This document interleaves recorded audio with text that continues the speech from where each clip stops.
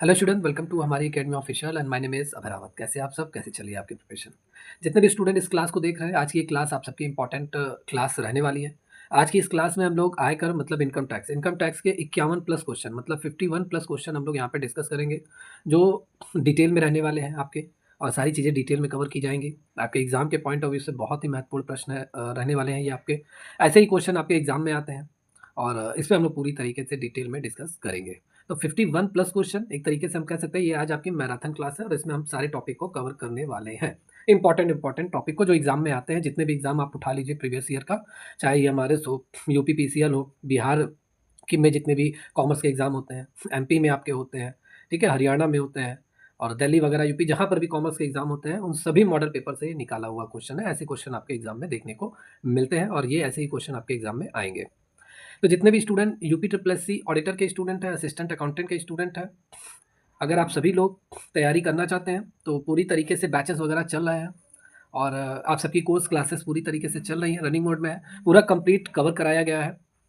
और जितने भी स्टूडेंट हैं बिहार बिजली विभाग के हैं, जूनियर अकाउंट्स क्लर्क के लिए जितने भी स्टूडेंट बिहार लेखपाल के हैं, या एमपी टैक्सेशन के हैं, जितने भी स्टूडेंट ऑल ओवर जो कॉमर्स की प्रिपरेशन करते हैं, अगर आपको तैयारी करनी है सिलेबस वाइज, चैप्टर वाइज, तो आपकी क्लासेस पूरी तरीके से हमारी एकेडमी ऑफिशियल प्लेटफॉर्म पे चल रही है, ठीक है।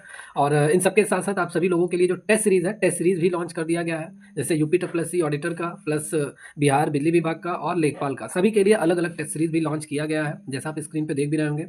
कोर्स क्लासेज और टेस्ट सीरीज दोनों तक चलती है। जैसे कोर्स क्लासेस हैं वो आपकी complete syllabus wise, chapter wise चलती है, मिनिमम फीस के साथ आपको ये सभी क्लास लेक्चर नोट्स आपको मिल जाएंगे, और सभी में लगभग जितनी भी क्लास लेक्चर हुई हैं 150 प्लस क्लास लेक्चर कंप्लीट हो चुका है, नोट्स वगैरह सारी चीज़ें आपको ऐप पे मिल जाएंगी।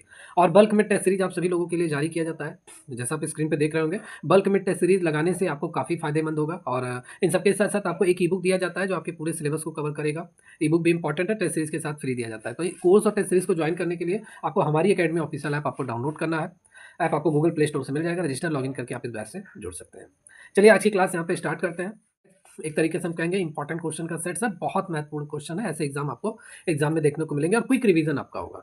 चलिए, today the first question is what is the basic exemption limit for individual tax payer in financial year 24-25। ठीक है, तो 2024-25 के लिए बेसिक एग्जाम्पशन लिमिट मतलब जो छूट मिलती है आपको टैक्स में, बेसिक एग्जाम्पशन लिमिट वो क्या है टैक्स पेयर के लिए, इंडिविजुअल टैक्स पेयर के लिए बेसिकली ये पूछा है। ठीक है, मतलब वित्त वर्ष 2024-25 में व्यक्तिगत करदाताओं के लिए मूल छूट की सीमा क्या है। अब देखिए आपके टैक्स पेयर मतलब एक तरीके से हम कह सकते हैं, पर्सन के आधार पर अगर हम बात कर ले तो एक इंडिविजुअल होते हैं जो आपके 18 साल से अबव और 60 साल से कम होते हैं, जैसे हम लोग उसमें आएंगे, हम लोग टैक्स पे करेंगे इंडिविजुअल में। फिर आपके होते हैं सीनियर सिटीजन जो 80 साल से अधिक होते हैं, सॉरी 60 साल से अधिक होते हैं, 80 साल से कम होते हैं, वो सीनियर सिटीजन में काउंट किए जाते हैं। वो अपनी इनकम पे टैक्स पे करेंगे, उनके लिए अलग रूल है, टैक्स स्लैब है। और जो सुपर सीनियर सिटीजन होते हैं जो 80 साल से अधिक होते हैं और अबव भी उसके होते हैं, उनके लिए अलग टैक्स पूरी तरीके से टैक्स स्लैब होता है। तो यहाँ पे आपसे पूछा है व्यक्तिगत करदाताओं के लिए बेसिक एग्जेम्पशन लिमिट क्या है, 2.5 लाख रुपए है।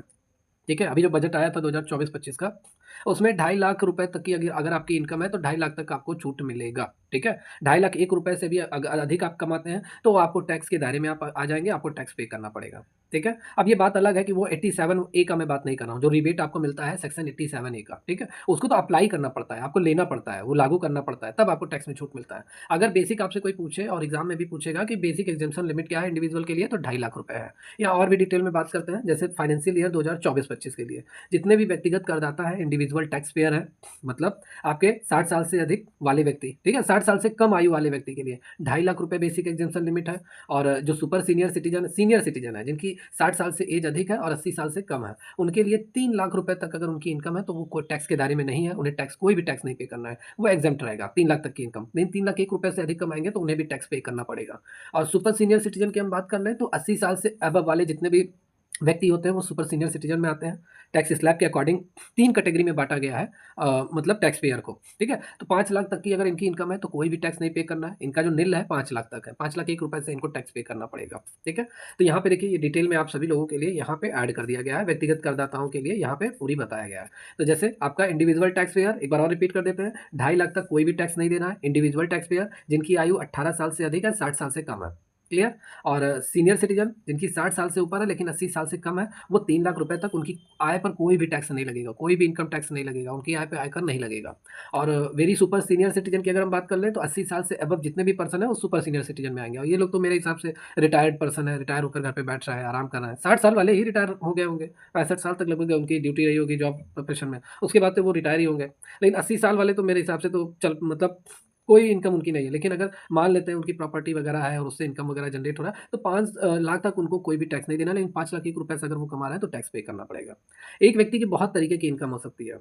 सैलरी से भी वो कमाता है, उसकी अपनी प्रॉपर्टी से भी वो इनकम कमाता है, किराया-वराया, रेंट वगैरह और भी बहुत सारी प्रॉपर्टीज़ वगैरह है। बिज़नेस से भी वो इनकम कमाता है, ज़मीन को बेचता है, खरीदता है मतलब जितने भी इमूवेबल प्रॉपर्टीज़ होती हैं, बेचता है, खरीदता है, उससे भी वो प्रॉफ़िट अर्न करता है मतलब इनकम अर्न करता है। और इन सब के साथ-साथ अदर सोर्सेज़ की इनकम जैसे लॉटरी वगैरह इन सभी से भी बहुत सारी अदर सोर्सेज़ में बहुत सारे आ जाएँगे, ठीक है? तो उन सब से भी इनकम जनरेट करता है और गवर्नमेंट सभी इनकम पे आपसे टैक्स लेती है। ठीक है? और बहुत सारे छूट भी आपको मिलते हैं जो सेक्शन मतलब आपको 80C से लेकर 80U तक का बहुत तरीके का आपको डिडक्शन वगैरह ये सारी चीज़ें आपको मिलती हैं। ठीक है? तो इसका मतलब यही है कि अगर आप लिमिट के अंदर हैं मतलब individual 2.5 lakh, super senior citizen 3 lakh, very super citizen senior आपके 5 लाख। अगर इस लिमिट के अंदर है तो कोई भी टैक्स नहीं पे करना है। अगर उसके ऊपर जाते हैं तो आयकर स्लैब के अकॉर्डिंग आपको टैक्स पे करना पड़ेगा। अब आइए यहाँ पे टैक्स स्लैब की बात कर लेते हैं। पूरा डिटेल में बात करेंगे वन टू वन। तो 2024-25 के लिए व्यक्तिगत करदाताओं के लिए जो टैक्स स्लैब है, रेट है और ये जो बजट आपका आया था आपकी बार जो फरवरी में वित्त मंत्री निर्मला सीतारमण जी ने जो बजट जारी किया था, उसी के अकॉर्डिंग ये है, ठीक है? 2024-25 ये मैं 2024-25 की बात कर रहा हूँ, फाइनेंशियल ईयर। इस ईयर में जो आप कमाएँगे, उसको आप किस ईयर में पे करेंगे? उसको आप पे करेंगे 2025-26 में आप पे करेंगे टैक्स को और ये जो 2024-25 ये आप कमा रहे हैं, इस ईयर की इनकम आपकी कैलकुलेट होकर 2025-26 मतलब असेसमेंट ईयर में आप पे करेंगे। इसे हम असेसमेंट ईयर बोलते हैं, मतलब जिस ईयर में हम टैक्स पे करते हैं और इसे कर निर्धारण वर्ष मतलब इसे हम फाइनेंशियल ईयर हम बोलते हैं। ठीक है? तो ये सारी चीज़ें। देखिए 2024 के अकॉर्डिंग जो इनकम टैक्स के स्लैब है, वो आपके 2 तरीके के होते हैं। एक आपको भी मालूम है ओल्ड टैक्स स्लैब होता है और गवर्नमेंट ने न्यू टैक्स स्लैब भी जारी किया है, ठीक है? काफ़ी साल से ये चल रहा है। तो आपकी जो टैक्स स्लैब है अब 2 कैटेगरी में बढ़ गया है। पहले सिर्फ़ और सिर्फ़ एक ही टैक्स स्लैब था, लेकिन अब 2 कैटेगरी में इसे बाँट दिया गया है। एक है आपका ओल्ड टैक्स स्लैब और एक है आपका न्यू टैक्स स्लैब। अब 2 मतलब 2 चीज़ों में इसे क्यों बाँटा गया है?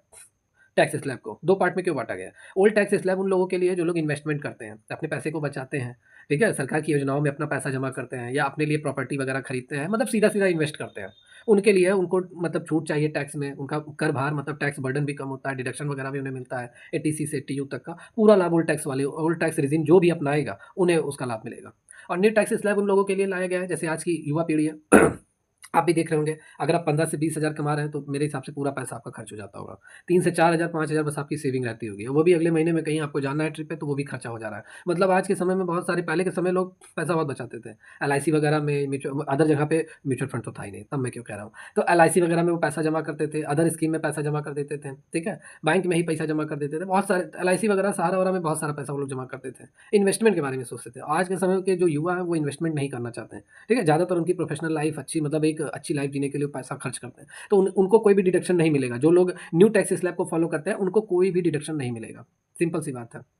क्यों नहीं मिलेगा? उनके लिए भी अच्छा है। जो लोग इन्वेस्टमेंट नहीं करते हैं, उनके लिए न्यू टैक्स स्लैब है, क्योंकि इसमें टैक्स की रेट जो होती है, वो काफ़ी कम होती है ओल्ड टैक्स स्लैब के अकॉर्डिंग। ठीक है? तो ये फ़ायदा है दोनों में। आइए इसको दोनों को डिटेल में यहाँ पे बात करते हैं। तो यहाँ पे ओल्ड टैक्स स्लैब को अगर हम बात करेंगे, तो ओल्ड टैक्स स्लैब में कोई भी परिवर्तन नहीं किया गया है। जो आपका 23-24 में था, ठीक है? वही आपका 2024-25 में भी है। कोई भी इसमें चेंजिंग नहीं किया गया है। तो इसमें नो चेंजिंग हुआ है। न्यू टैक्स स्लैब में हुआ है, अभी इसको मैं आगे बताऊँगा। तो ये ओल्ड टैक्स स्लैब जो आपका 2023-24 में था, वही आपका 24-25 में भी है। मतलब ढाई 0 से 2.5 लाख तक की इनकम पे आपको कोई भी टैक्स नहीं देना है, ज़ीरो है आपका, 0% टैक्स निल रहेगा। लेकिन जैसे ही आप 2.5 लाख ₹1 से कमाते हैं और 5 लाख तक, ठीक है? आपको 5% टैक्स देना है। 2.5 लाख ₹1 से 5 लाख तक की आपकी इनकम पे 5% आपको टैक्स देना है। 5 लाख ₹1 से 10 लाख तक की इनकम पे आपको 20% टैक्स देना है। 10 लाख रुपए से अगर ज़्यादा आपकी इनकम है, तो आपको 30% अपनी इनकम का टैक्स के रूप में देना है, ठीक है? टैक्स लगेगा आपकी इनकम पे। ठीक है? वो अलग है कि आप रिबेट वगैरह लेंगे मतलब सेक्शन 87A का रिबेट भी आप लेंगे और प्लस आप डिडक्शन वगैरह टीसी से टीयू तक का लेंगे तो आपकी इनकम टैक्सेबल इनकम ऑलरेडी कम हो जाएगी। लेकिन ये है कि 10 लाख से अधिक आप कमाते हैं तो 30% के दायरे में आ जाएँगे। 5 लाख ₹1 से 10 लाख तक कमाते हैं तो आप 20% के दायरे में रहेंगे। 20% आपकी इनकम पे टैक्स लगेगा। और बहुत सारे स्टूडेंट ये भी कहेंगे सर 5 लाख तक पूरी तरीके से निल है, सेक्शन 87A को भी जोड़िए। तो मैं कह रहा हूँ कि हाँ, सही है। लेकिन जो टैक्स स्लैब है, टैक्स स्लैब के अकॉर्डिंग आपसे क्वेश्चन पूछा जाएगा। अगर वहाँ पे सेक्शन 87A की बात करेगा तब तो 5 लाख तक आप मान सकते हैं। 5 लाख तक की इनकम पे सेक्शन 87 ए का अगर आप फ़ायदा लेते हैं, तो आप पूरी तरीके से टैक्स के दायरे से बाहर हो जाएँगे, कोई भी टैक्स नहीं देना पड़ेगा। लेकिन जब क्वेश्चन में सेक्शन 87 ए लिखा आएगा, तब आपके अकॉर्डिंग 5 लाख रहेगा। अगर वो सब नहीं लिखा है, तो आप यही टैक्स स्लैब को फ़ॉलो कीजिए, जो भारत सरकार ने जारी किया है, इनकम टैक्स डिपार्टमेंट मतलब भारत सरकार द्वारा जो जारी किया गया है आपका, ठीक है? 2.5 लाख तक नो टैक्स, 2.5 लाख से 5 लाख तक 5%, 5 लाख से 10 लाख तक 20% और 10 लाख से अबव अगर आपकी इनकम है 30% टैक्स। ओल्ड टैक्स रिजीम जो लोग फॉलो करते हैं, जो लोग ओल्ड टैक्स स्लैब को अपनाते हैं, उनके लिए ये है, ठीक है? और यहाँ पे और भी बात कर लेते हैं। भैया इन लोगों के लिए भी बात कर लो, जो वरिष्ठ नागरिक हैं, सीनियर सिटीज़न है, भाई उन लोगों के लिए भी जानना ज़रूरी है, कभी-कभार उनसे भी क्वेश्चन पूछ लिया जाता है। ऐसा नहीं है कि आप इंडिविजुअल पर्सन हैं, 18 सा 60 साल से आपकी एज कम ही होगी, तो आप लोगों का ही नहीं, आपके सीनियर सिटीज़न का भी कभी-कभार पूछ लिया जाता है क्वेश्चन में। सभी चीज़ें जान मालूम रहनी चाहिए। तो सीनियर सिटीज़न के लिए सिंपल सी बात है, 60 से 80 साल के बीच वालों को सीनियर सिटीज़न कहते हैं। कभी-कभार यहाँ से भी क्वेश्चन टच कर लेता है, पूछ लिया जाता है। तो 0 से 3 लाख तक की इनकम पे मतलब कोई भी टैक्स इनका नहीं लगेगा, निल रहेगा। 3 लाख ₹1 से अधिक कमाएँगे तो 5% टैक्स देना है। 6 लाख ₹1 से 9 लाख के बीच में अगर इनकी इनकम रहेगी तो 20% टैक्स इनकी टैक्स लगेगा, ठीक है? 20% के रेट से इनकी इनकम पे टैक्स लगेगा। और 9 लाख ₹1 से अगर इनकी इनकम है, ₹1 9 लाख ₹1 से ज़्यादा अगर इनकी इनकम है, तो 30% के दायरे में ये आ जाएँगे। 30% मतलब टैक्स के रूप में इनको देना पड़ेगा, 30% लगेगा इनकी इनकम पे टैक्स, ठीक है?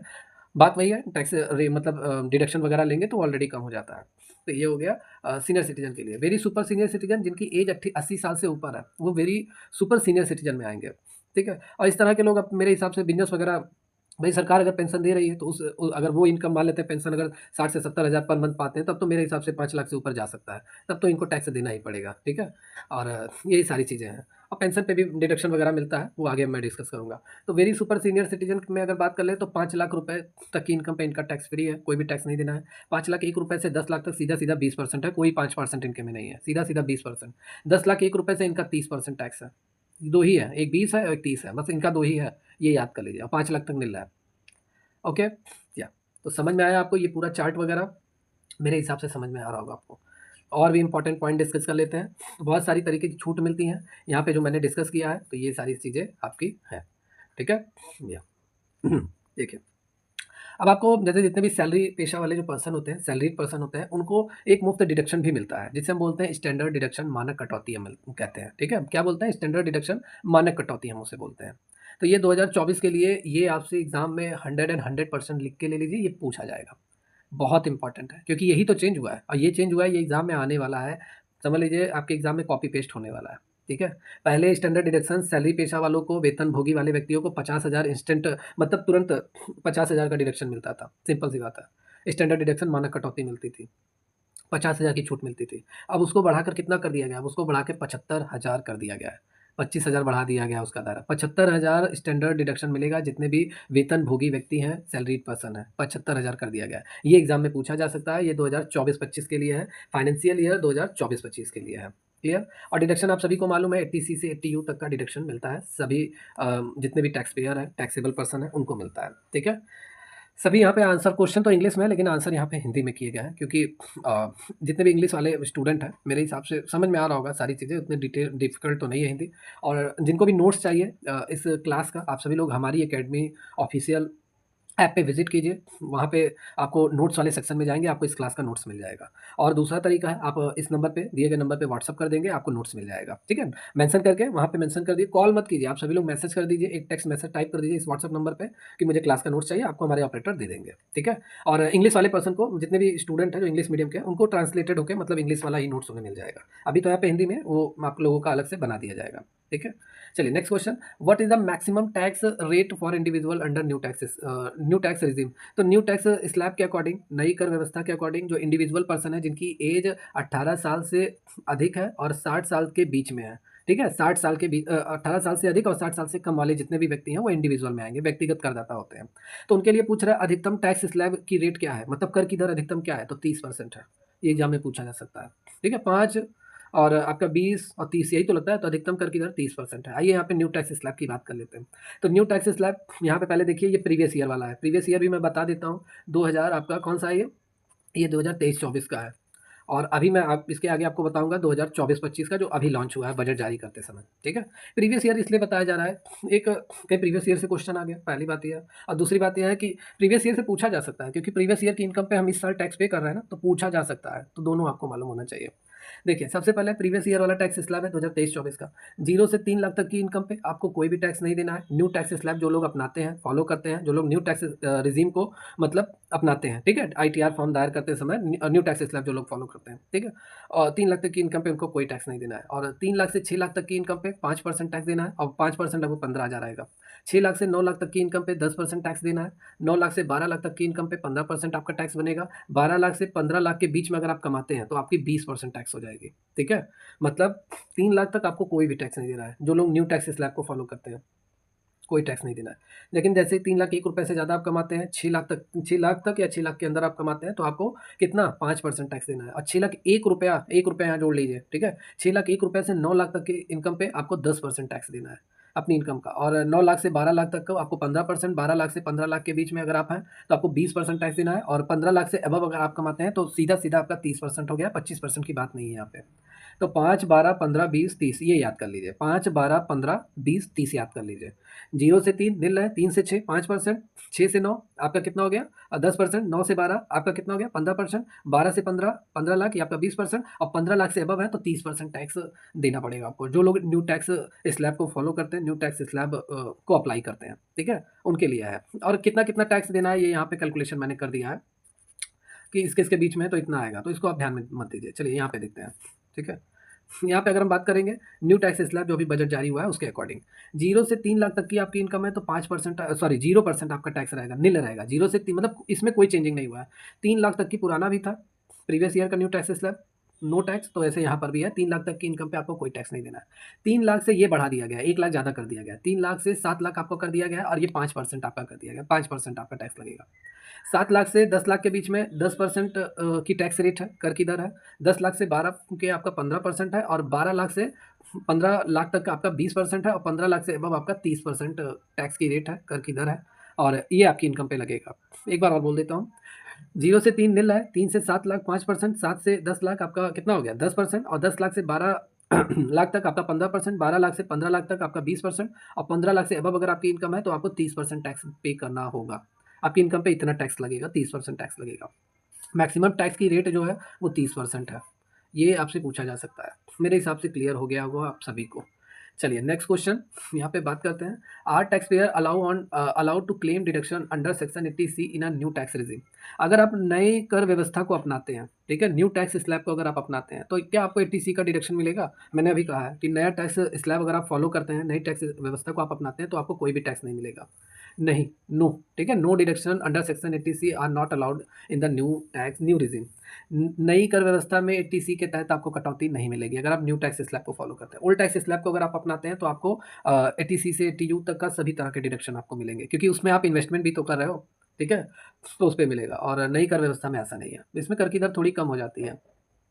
मतलब यही है, आपका बढ़ा दिया गया है। देखिए 0, 5 है, 10 है, 15 है, 20 है और उसमें कहाँ है ओल्ड वाले में 5 है और सीधा-सीधा 20 है और सीधा-सीधा 30 है। तो वहाँ पे आपसे टैक्स रेट ज़्यादा लिया जा रहा है, कर की दर वहाँ पे ज़्यादा है, आपसे कर ज़्यादा लिया जा रहा है, इसीलिए आपको डिडक्शन भी मिल रहा है और यहाँ पे कर की दर कम है इसलिए आपको कोई भी डिडक्शन नहीं मिल रहा है टीसी से टीयू तक का।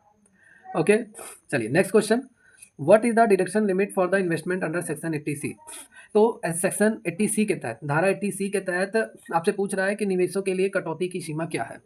मतलब कितने रुपए की आपको डिडक्शन मिल सकता है, ठीक है? कितना इन्वेस्टमेंट आप करते हैं या कितने तक का आपको इन्वेस्टमेंट पे डिडक्शन आपको मिल सकता है, ठीक है? डिडक्शन लिमिट आपसे पूछा गया है। तो देखिए 1.5 लाख रुपए तक की मतलब 1.5 लाख रुपए तक का आपको डिडक्शन मिल सकता है, छूट मिल सकता है, आपकी टैक्स में कटौती आपको मिल सकती है सेक्शन 80C के तहत।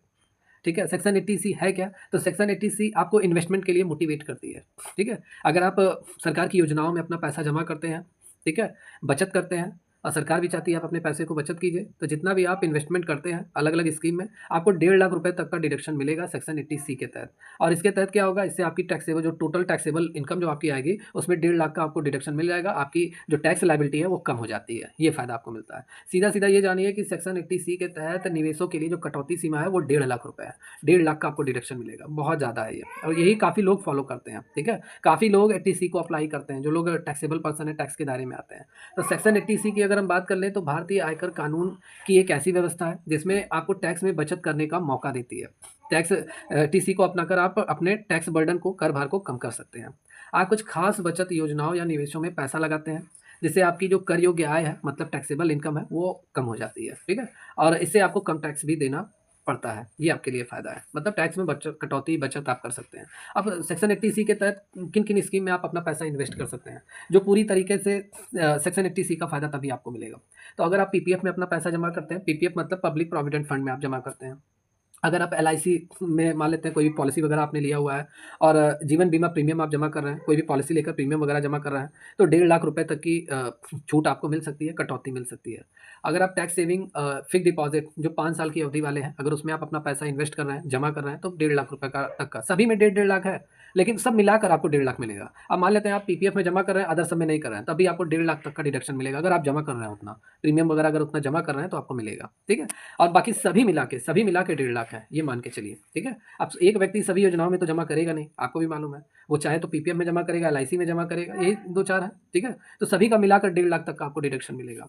और भी क्या है, अगर आप एनएससी मतलब नेशनल सेविंग सर्टिफिकेट जो आप पोस्ट ऑफिस में आपको कराना पड़ता है, पोस्ट ऑफिस ही चलाता है इस योजना को, सरकार द्वारा चलाया जाता है, सरकारी योजना है ये एनएससी नेशनल सेविंग सर्टिफिकेट। उसमें आप अगर अपना पैसा इन्वेस्ट करते हैं, जमा करते हैं, तो उसपे भी आपको डिडक्शन मिलता है। Equity equity linked saving scheme में जमा करते हैं, हाउस लोन का प्रिंसिपल रीपेमेंट अगर आप करते हैं, सुकन्या समृद्धि योजना में आप अपना पैसा जमा करते हैं, जो बालिकाओं के लिए सरकार द्वारा एक योजना चलाई गई है।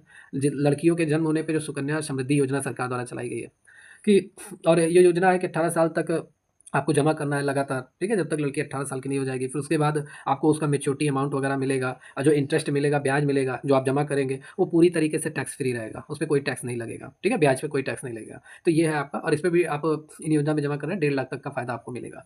ईपीएफ एम्प्लॉयमेंट प्रोविडेंट फंड में जमा करते हैं, यूलिप में आप जमा करते हैं या एससीएस मतलब वरिष्ठ नागरिक बचत योजना में आप जमा करते हैं, इन सभी पे आपको 1.5 लाख रुपए तक का डिडक्शन मिलेगा। आपको टैक्स में छूट मिलेगी, टैक्स में कटौती मिलेगी। और भी डिटेल में बात कर लें इसमें, तो देखिए 80C के अंतर्गत वित्तीय वर्ष में 1.5 लाख रुपए मैक्सिमम अधिकतम आपको 1.5 लाख रुपए तक की कर में छूट मतलब कर छूट आपको प्राप्त होगी। टैक्स छूट आपको मिलेगा 1.5 लाख रुपए तक का। अच्छा 80C का फ़ायदा क्या है? तो 80C का फ़ायदा आपके लिए भी है, सरकार के लिए भी है। आपके लिए क्या है कि कर योग्य आय आपकी कम हो जाती है, टैक्सेबल इनकम कम हो जाती है। भाई जहाँ आपका 7 अभी मैं आगे बता रहा हूँ, जैसे 7 लाख आपकी टोटल टैक्सेबल इनकम है, 1.5 लाख कम कर दीजिए। 1.5 लाख कम हो गया तो सीधा-सीधा 5,50,000 अब आपका हो गया। तो आपको छूट मिला कि नहीं मिला? ठीक है? ये देखिए यहाँ पे अगर आपकी कुल आय 7 लाख है और आप 80C के को फॉलो मतलब 80C का फ़ायदा लेना चाहते हैं, तो 1.5 लाख रुपए तक का आपको अपनी इन्वेस्टमेंट पे 1.5 लाख रुपए तक की कर में छूट मिलेगी। और जब 7 लाख में 1.5 लाख कम हो जाएगा तो आपकी जो कर योग्य आय है वो 5,50,000 हो जाएगी, ठीक है? अब 7 लाख में मान लेते हैं अगर आपका टैक्स लगता 10,000 रुपए, अब 5,50,000 पे वही 2,000 अब आपका लग रहा है, तो आपका टैक्स लायबिलिटी कम हुई कि नहीं हुई? ऑलरेडी कम हो गया, ठीक है? तो बचत और निवेश को प्रोत्साहित करता है। भाई आप 80C का फ़ायदा लेने के लिए आप इन्वेस्टमेंट करते हैं, जो आप ही के लिए फ़ायदेमंद है और सरकार के लिए भी है, सरकार को फंड मिलता है, पैसा मिलता है, सरकार भी उस पैसे को यूज़ करती है। भविष्य के लिए आपकी वित्तीय सुरक्षा भी सुनिश्चित करता है आपका। भाई एलआईसी में जमा कर रहे हैं, तो आपकी भविष्य के लिए भी काफ़ी अच्छा है, ठीक है? तो ये धारा उन लोगों के लिए लाभकारी है जो बचत और निवेश की योजनाओं को अपनाते हैं और छूट का फ़ायदा लेना चाहते हैं। तो ये है सेक्शन 80C। मेरे हिसाब से काफ़ी चीज़ें क्लियर हो रही होंगी आपकी, ठीक है? जितने भी स्टूडेंट इस क्लास को देख रहे हैं, कमेंट करके ज़रूर बताइए कैसी लग रही है क्लास, समझ में आ रहा है आपको? समझ में आ रहा हो तो एक लाइक ज़रूर बनता है और अपने चैनल पे नए हैं तो चैनल को लाइक एंड सब्सक्राइब कर लीजिए। चलिए यहाँ पे और भी बात करते हैं।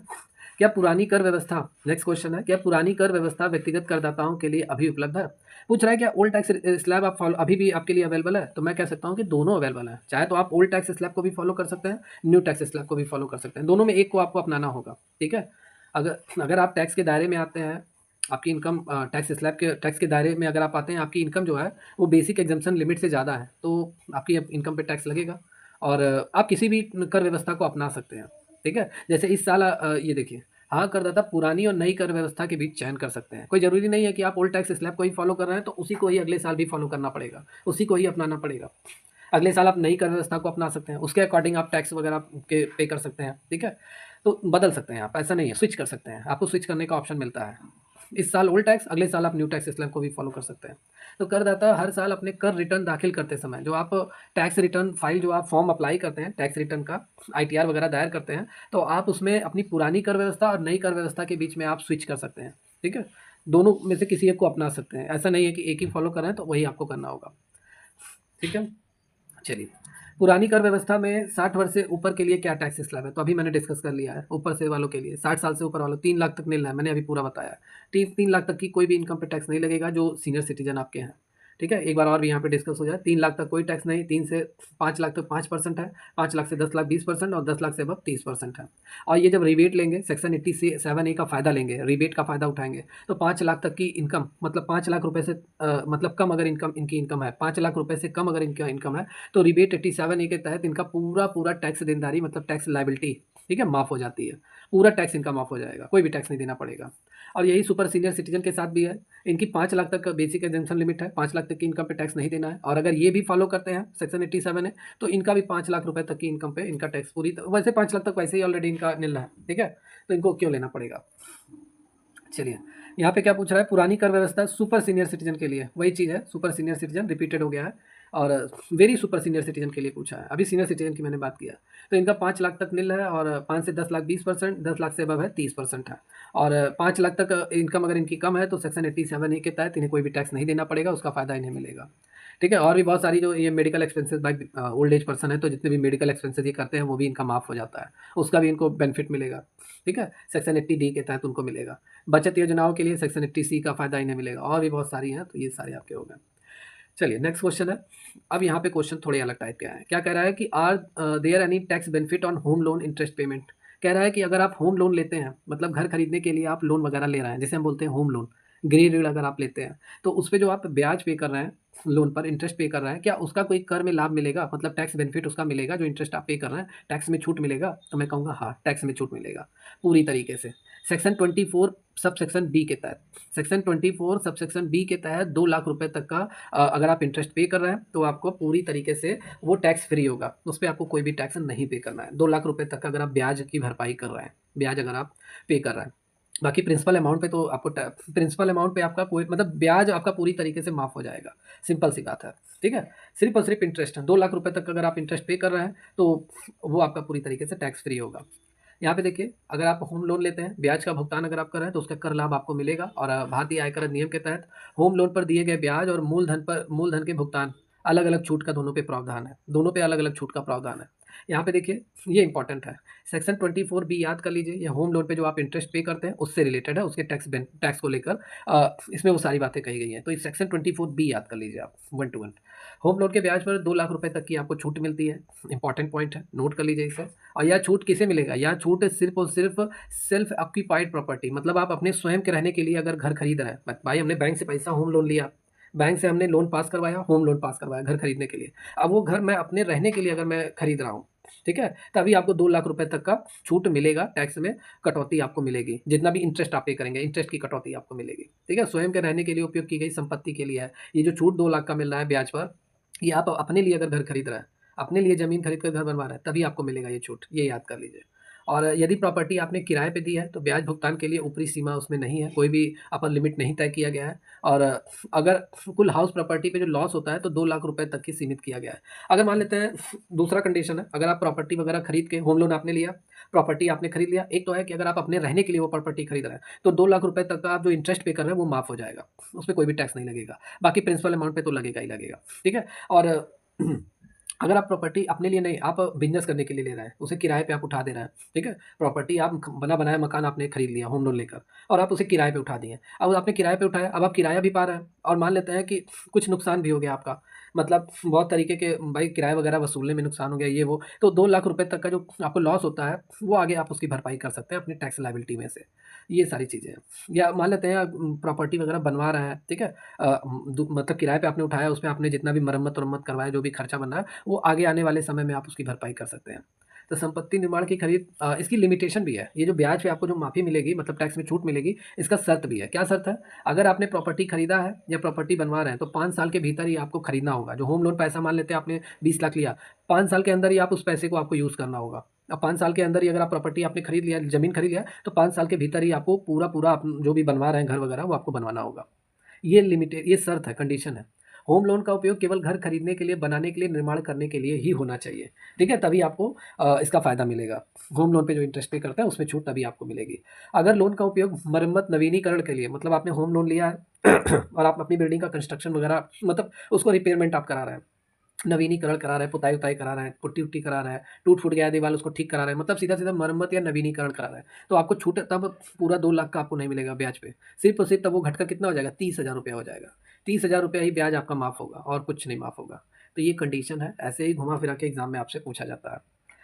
चलिए, अब यहाँ पे बात कर लेते हैं सेक्शन 80 सी, होम लोन के भुगतान पे 1.5 लाख रुपए तक की आपको क्या होम लोन 80 सी के तहत अगर हम बात कर लें, सेक्शन 80 सी अभी मैंने जो बताया है, एक तरीके से आप 1.5 लाख रुपए तक की आपको छूट मिलती है और यह लाभ तभी मिलेगा जब संपत्ति 5 साल तक के भीतर मतलब 5 साल तक नहीं बेची जाती है। तब आपको सेक्शन 80 सी का फ़ायदा आप वहाँ पे उठाएँगे और 1.5 लाख रुपए तक का आपको क्या मिलेगा, छूट मिलेगा। ठीक है, एक तरीके से आप इन्वेस्टमेंट ही तो कर रहे हैं। आप पैसा लेकर होम लोन लेकर घर खरीद रहे हैं, इन्वेस्ट कर रहे हैं, फिक्स डिपॉज़िट फिक्स एसेट्स आप खरीद रहे हैं। तो एक तरीके से ये इन्वेस्टमेंट ही है और इस पे आपको 1.5 लाख रुपए का डिडक्शन मिलेगा, ठीक है? और भी यहाँ पे डिटेल में बात कर लेते हैं। अगर प्रधानमंत्री आवास योजना की अगर हम बात कर लें, यदि यह योजना लागू हो तो 80 डबल EAA के तहत आपको अतिरिक्त ब्याज का भी छूट मिलेगा, ठीक है? जैसे सेक्शन 80 EE के तहत आपको 50,000 अतिरिक्त आपको मिलेगा और 80 EE पे आपको 1.5 लाख रुपए तक घर की कीमत और लोन की कुछ शर्तें इन सब के साथ आपको इतना छूट मिलेगा टैक्स में, ठीक है? तो ये सारी चीज़ें आपको याद होनी चाहिए। होम लोन पर ब्याज और मूलधन के भुगतान पर ना केवल टैक्स बचाने में मदद करता है, बल्कि संपत्ति में आपके निवेश को बढ़ाता है। मैंने बोला ना ये इन्वेस्टमेंट ही है, तो सेक्शन 80 सी को भी आप फॉलो कर सकते हैं। चलिए नेक्स्ट क्वेश्चन है। यहाँ पे पूछ रहा है क्या चिकित्सा बीमा प्रीमियम के लिए कर कटौती उपलब्ध है? मतलब is there a tax deduction for a medical insurance premium? अगर आपने कोई मेडिकल इंश्योरेंस प्रीमियम मतलब मेडिकल इंश्योरेंस अगर आपने ले रखा है और या हेल्थ इंश्योरेंस हम कह दें और आप प्रीमियम वगैरह जमा कर रहे हैं, हेल्थ इंश्योरेंस पॉलिसी वगैरह आपने ले रखा है और आप पॉलिसी का प्रीमियम जमा कर रहे हैं, तो क्या उस प्रीमियम पे आपको डिडक्शन मिलेगा, टैक्स डिडक्शन मिलेगा, कर में कटौती आपको मिलेगी? तो मैं कह सकता हूँ हाँ मिलेगा और ये किस सेक्शन में मिलेगा? सेक्शन 80 डी के तहत आपको मिलेगा। इनकम टैक्स के सेक्शन 80 डी के तहत अगर आपने कोई हेल्थ इंश्योरेंस ले रखा है, मेडिकल इंश्योरेंस मतलब वही अगर आपने ले रखा है जितना भी प्रीमियम आप जमा कर रहे हैं, तो उसके तहत आपको सेक्शन 80 डी का फ़ायदा मिलेगा, टैक्स में कटौती मिलेगी, टैक्स में छूट मिलेगी। कितनी मिलेगी? आइए यहाँ पे बात करते हैं। तो इंडिविजुअल पर्सन है, तो इंडिविजुअल पर्सन को 25,000 रुपए तक का अगर वो प्रीमियम जमा कर रहा है तो 25,000 रुपए तक का उसे टैक्स में डिडक्शन मिलेगा, टैक्स में कटौती मिलेगी।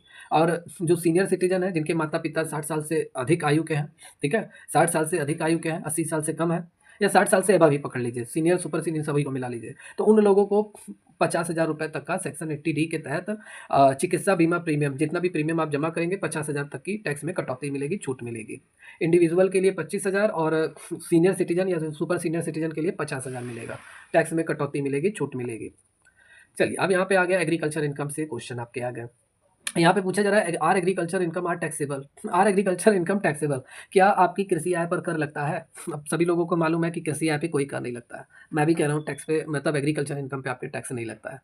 लेकिन यहाँ पे 2-3 पॉइंट हैं जो आपको जानना चाहिए। सबसे पहले एग्रीकल्चर इनकम पे आपकी टैक्स नहीं लगती है, मतलब केंद्र सरकार आपसे कोई टैक्स नहीं लेती है। जो हमारी सेंट्रल गवर्नमेंट है, भारत सरकार है, वो आपकी एग्रीकल्चर इनकम पे कृषि भूमि से जितनी भी आपकी इनकम हो रही है, उस पे वो टैक्स नहीं लेती है। पहला आप नोट कर लीजिए। और दूसरा है जो राज्य सरकार है, सभी राज्य सरकार की अपनी पॉलिसी होती है स्टेट गवर्नमेंट की।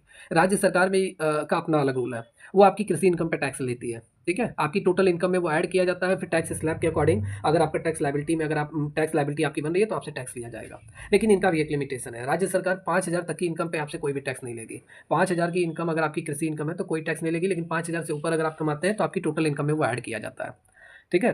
तो ये सारी चीज़ें हैं। तो यहाँ पे और डिटेल में बात कर लेते हैं। भारत में कृषि आय पर किसी भी प्रकार का सीधा आपसे इनकम टैक्स नहीं लिया जाता है। भारतीय संविधान के अनुसार कृषि पर कर लगाने का अधिकार सिर्फ किसको है? राज्य सरकार को है, स्टेट गवर्नमेंट को है। अधिकांश राज्यों ने कृषि आय पर कोई भी कर नहीं लगाया है। सभी स्टेट गवर्नमेंट की अपनी-अपनी पॉलिसी होती है। कई-कई जगह माफ़ रहता है, कई-कई जगह टैक्स लिया जाता है। कृषि आय के बारे में थोड़ा जान लेते हैं, एग्रीकल्चर इनकम होती क्या है? तो भारतीय आयकर अधिनियम 1961 के अनुसार आपकी जो एग्रीकल्चर इनकम में क्या-क्या शामिल होगा? एग्रीकल्चर इनकम के लिए सबसे पहले आपकी जो भूमि है, आपकी जो कृषि भूमि है, उससे बहुत तरह की अगर आपकी इनकम होती है, तो वो कृषि इनकम आपकी एग्रीकल्चर इनकम मानी जाएगी। अगर आप फसल उगा रहे हैं, खुद ही आप खेती-बाड़ी कर रहे हैं, फसल उगा रहे हैं, उससे फसल तैयार भी हो गई और उसे बेचने से, ठीक है? जितनी भी इनकम आपकी बन रही है, वो आपकी एग्रीकल्चर इनकम होगी। कृषि भूमि अगर आपने अपनी एग्रीकल्चर लैंड को आपने क्या किया, कृषि भूमि को किराए पे दे दिया, मतलब किसी दूसरे को दे दिया, भैया जाओ फसल-वसल जो तुम्हें करना है जुताई, बुआई-वुआई करो तुम, ठीक है? और उससे जितना भी आप किराया आप कमाते हैं, उससे जितना भी रेवेन्यू कमाते हैं, वो आपकी कृषि इनकम होगी। यदि आपने अपनी कृषि भूमि किराए पे दे रखी है, उससे जितना किराया मिल रहा है, वो आपकी कृषि इनकम में शामिल की जाएगी। कृषि उत्पादों की बिक्री प्रक्रिया से हुई है, मतलब एग्रीकल्चर मतलब जो खेती-बाड़ी होती है, जैसे बुआई, जुताई, रुपाई, ये सारी चीज़ें, बोना, काटना, ये सींचना, ये सारी प्रक्रिया अगर आपने की हुई है और जो भी फसल आप तैयार कर रहे हैं, तो उससे जितनी इनकम होगी वो आपकी होगी, कृषि इनकम। जैसे गन्ने से अगर आप गुड़ बनाते हैं, चाय पत्तियों का प्रोसेसिंग अगर आप करते हैं, चाय की पत्ती उगाकर फिर उससे आप चाय की प्रोसेसिंग करके, ठीक है? ये सारी चीज़ें। गन्ना तैयार करके उससे गुड़ बनाते हैं, फिर गुड़ को भी आप मार्केट में बेचते हैं, तो ये आपकी कृषि इनकम होगी, ठीक है? तो यहाँ पे कर मामलों के आधार पे कृषि आय का उपयोग पूरी तरीके से एग्रीकल्चर इनकम आपका एग्जम्प्ट होता है, भारत सरकार नहीं लेती है, राज्य सरकार का लिमिटेशन है, मैंने आपको बता रखा है, ठीक है? ये आपकी कैलकुलेशन में कंबाइंड इनकम के रूप में गिना जाता है और ग्रेजुएटेड टैक्सेस है, मतलब टैक्स स्लैब के अकॉर्डिंग आपसे टैक्स लिया जाता है, राज्य सरकार लेती है, ठीक है? यदि आपकी कुल आय 5 लाख रुपए है और कृषि आय 2 लाख रुपए है, तो आपकी टोटल जो इनकम हो जाएगी वो 7 लाख माना जाएगा, ठीक है? कुल कर योग्य आय आपकी 7 लाख हो जाएगी, स्टेट गवर्नमेंट के अकॉर्डिंग मैं बता रहा हूँ, बाकी भारत सरकार नहीं लेती है आपकी कृषि इनकम पे टैक्स, ठीक है? तो ये सारी चीज़ें और भी शर्तें देख लीजिए, केवल वास्तविक कृषि गतिविधियों से जो भी आपकी इनकम होती है, वो आपकी कृषि आय होती है। अगर आपकी एग्रीकल्चर इनकम, ठीक है, आपकी इनकम कृषि से जुड़ा हुआ नहीं है, तो आपसे टैक्स लिया जाएगा। जैसे अगर आपकी खेत में दुकान है, जैसे आपका खेत है, वहाँ पे आपका दुकान है, उससे आपकी इनकम हो रही है, तो उसपे तो आपका टैक्स लगेगा, ठीक है? लेकिन आपकी खेती-बाड़ी की इनकम है, तो उससे कोई भी टैक्स आपका नहीं लगेगा। ये सारी चीज़ें याद रहनी चाहिए। विशेष छूट देखिए, अगर आप चाय उगाते हैं, रबड़ उगाते हैं, रबर की खेती करते हैं, कॉफ़ी की खेती करते हैं, तो इस पे आपको थोड़ा बहुत टैक्स लिया जाता है। जैसे चाय, रबर, कॉफ़ी पे आपका 60% लगभग 40% आपको छूट मिलता है, 60% इनकम पे आपको टैक्स देना पड़ता है। क्योंकि ये सभी गैर कृषि आय में आपकी शामिल होती हैं। ये सभी आपकी किसमें नॉन एग्रीकल्चर इनकम में आपकी शामिल होती हैं। तो इसमें थोड़ा रियायत आपको मिलता है। ठीक है? कृषि आय भारत में टैक्स फ्री है और इसे टैक्स स्लैब में तय करने के लिए उपयोग किया जाता है। लेकिन इसे ध्यान में रखना, भारत के बाहर अगर आपकी भूमि है, जैसे आप मान लेते हैं इंडिया के रहने वाले हैं, आपकी पाकिस्तान में ज़मीन है और वहाँ पे आप खेती-बाड़ी कर रहे हैं, तो वो आपकी एग्रीकल्चर इनकम नहीं मानी जाएगी, क्योंकि आपकी भूमि सिर्फ़ और सिर्फ़ कंडीशन है भारत में रहनी चाहिए, तभी वो आपकी एग्रीकल्चर इनकम होगी, उस पे आपको कोई टैक्स नहीं देना पड़ेगा। लेकिन अगर आपकी ज़मीन पाकिस्तान में है और आप इंडिया के निवासी हैं और वहीं यहाँ बैठे-बैठे या वहाँ पे जाकर भी आप खेती-बाड़ी कर रहे हैं, तो वो आपकी विदेश की इनकम मानी जाएगी और वो आपकी एग्रीकल्चर इनकम नहीं होगी, उस पे टैक्स देना पड़ेगा, ठीक है? नर्सरी में उगाए गए पौधों से होने वाली आय को कृषि आय माना जाता है, ठीक है? यह कर योग्य नहीं है। नर्सरी में अगर आप ये पौधा-वौधा उगाते हैं, तो वो भी आपकी एग्रीकल्चर इनकम ही मानी जाएगी, ठीक है? तो ये सारी चीज़ें। चलिए नेक्स्ट क्वेश्चन, क्या कह रहा है नेक्स्ट क्वेश्चन? यहाँ पे कह रहा है what is the tax treatment for long term capital gains on equity? Gains over 1 lakh are taxed at 10%। देखिए कह रहा है कि शेयर पर दीर्घकालीन पूंजीगत लाभ पर कर उपचार क्या है? मतलब लॉन्ग टर्म जो कैपिटल गेन्स होता है, जैसे शेयर वगैरह आप मार्केट में अगर आप शेयर वगैरह आप खरीदते हैं, बेचते हैं और उसपे जितना आपको लॉन्ग टर्म कैपिटल गेन्स होता है, मतलब जो आपको लंबा फ़ायदा होता है, तो उसपे टैक्स ट्रीटमेंट क्या है? तो 1 लाख रुपए से अधिक अगर आपको लाभ हो रहा है, तो 10% आपका टैक्स लगेगा। ठीक है? 1 लाख रुपए से अधिक आप कमा रहे हैं, तो 10% आपको टैक्स देना पड़ेगा लॉन्ग टर्म कैपिटल गेन्स पर, ठीक है? शेयरों पर। तो ये सारी चीज़ें याद मालूम होनी चाहिए। लॉन्ग टर्म कैपिटल गेन्स होता क्या है? अगर आपने कोई शेयर को 1 साल से अधिक समय तक अपने पास होल्ड करके रखा हुआ है और 1 साल के बाद अगर आप बेचते हैं, तो उससे जितना भी आपको फ़ायदा होता है, वो आपका लॉन्ग टर्म कैपिटल गेन्स में आपका आएगा। दीर्घकालीन पूंजीगत लाभ माना जाता है, ठीक है? और यह नियम लिक्विड इक्विटी शेयर और इक्विटी म्यूचुअल फंड्स पे भी आपका लागू होता है। सीजी का उपाय यहाँ पे देख लीजिए। ये किस सेक्शन में एक्सप्लेन किया गया है? तो सेक्शन 112 ए में इसे एक्सप्लेन किया गया है। 1 लाख रुपए तक अगर आप लाभ कमाते हैं, तो कोई भी टैक्स नहीं देना है, लेकिन 1 लाख रुपए तक से ज़्यादा अगर आप कमाते हैं, मतलब ज़्यादा अगर आपको फ़ायदा होता है 1 लाख रुपए से ज़्यादा, तो आपको 10% के हिसाब से टैक्स देना पड़ेगा एलटीसीजी की इनकम पे, लॉन्ग टर्म कैपिटल गेन्स पर आपको, ठीक है? जैसे देखिए, अगर आप 2 लाख रुपए का लॉन्ग टर्म कैपिटल गेन्स कमाते हैं, शेयर मार्केट में आप अपना शेयर बेच रहे हैं, तो 1 लाख तो आपका फ्री हो गया, बाकी बचा 1 लाख पे 10% के हिसाब से 10,000 आपको टैक्स पे करना पड़ेगा भारत सरकार को, गवर्नमेंट ऑफ इंडिया को। Next question, how is the short term capital gains on equity tax? यहाँ पे पूछ रहा है कि शॉर्ट टर्म कैपिटल गेन्स अगर आपको होता है, जो 1 साल के अंदर ही आप अपने मार्केट में अपने शेयर को अगर आप बेच देते हैं, तो जो शॉर्ट टर्म कैपिटल गेन्स आपको होता है, उसपे 15% आपका टैक्स लगता है, ठीक है? चलिए नेक्स्ट क्वेश्चन है, what is the tax rate on dividend income for individual? तो यहाँ पे पूछ रहा है व्यक्तियों के लिए लाभांश आय पर कर की दर क्या है? लाभांश इनकम पर, जैसे आप किसी कंपनी के शेयर आपने खरीदा है, उस पे जितना भी डिविडेंड आपको मिल रहा है, लाभ में हिस्सा मिल रहा है, तो वो आपकी टैक्स स्लैब के अकॉर्डिंग लगाया जाता है। वो टैक्स रेट जो है वो आपकी टैक्स स्लैब के अकॉर्डिंग लगाया जाता है। चलिए नेक्स्ट क्वेश्चन है, कह रहा है कि can a tax payer claim deduction for education loan? कह रहा है कि क्या करदाता शिक्षा ऋण के लिए कटौतियों की मांग कर सकता है? मतलब जो टैक्स पेयर है, अगर आपने कोई एजुकेशन लोन ले रखा है, तो उस पे आप डिडक्शन की मांग कर सकते हैं कि नहीं एजुकेशन लोन पर? तो मैं कहूँगा यस, एजुकेशन लोन पे आपको कटौती मिलती है सेक्शन 80 ई के तहत। सेक्शन 80 ई के तहत आपको, अगर आपने कोई एजुकेशन लोन ले रखा है, तो आपको उस टैक्स डिडक्शन आपको मिलता है।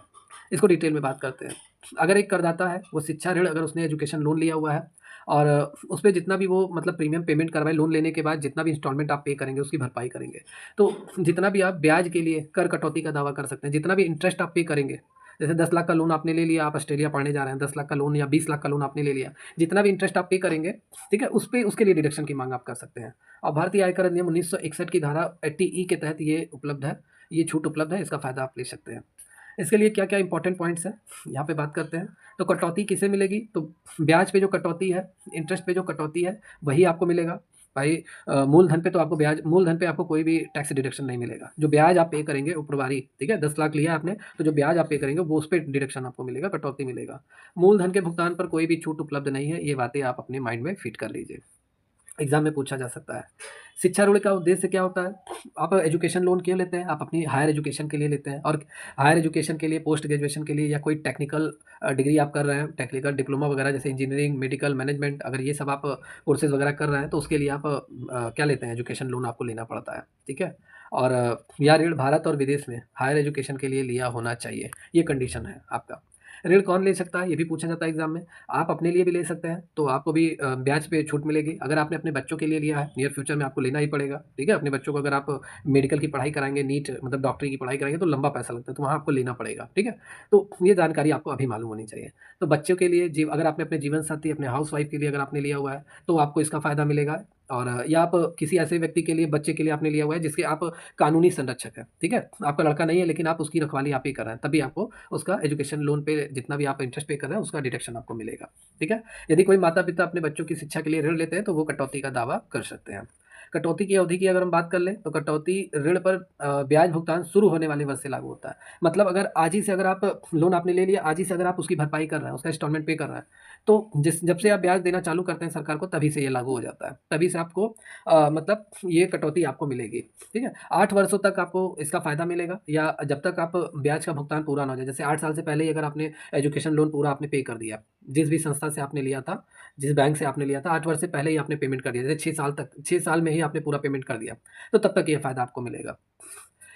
और भी शर्तें क्या होनी चाहिए? जो लोन आपने लिया है, वो आप किसी रजिस्टर्ड फाइनेंशियल इंस्टीट्यूशन या चैरिटेबल ट्रस्ट से लिया होना चाहिए, ठीक है? जैसे एसबीआई बैंक से, पंजाब नेशनल बैंक से, जितने भी सरकारी बैंक हैं जो रजिस्टर्ड है या कोई भी संस्था है जो रजिस्टर्ड है, वहाँ से।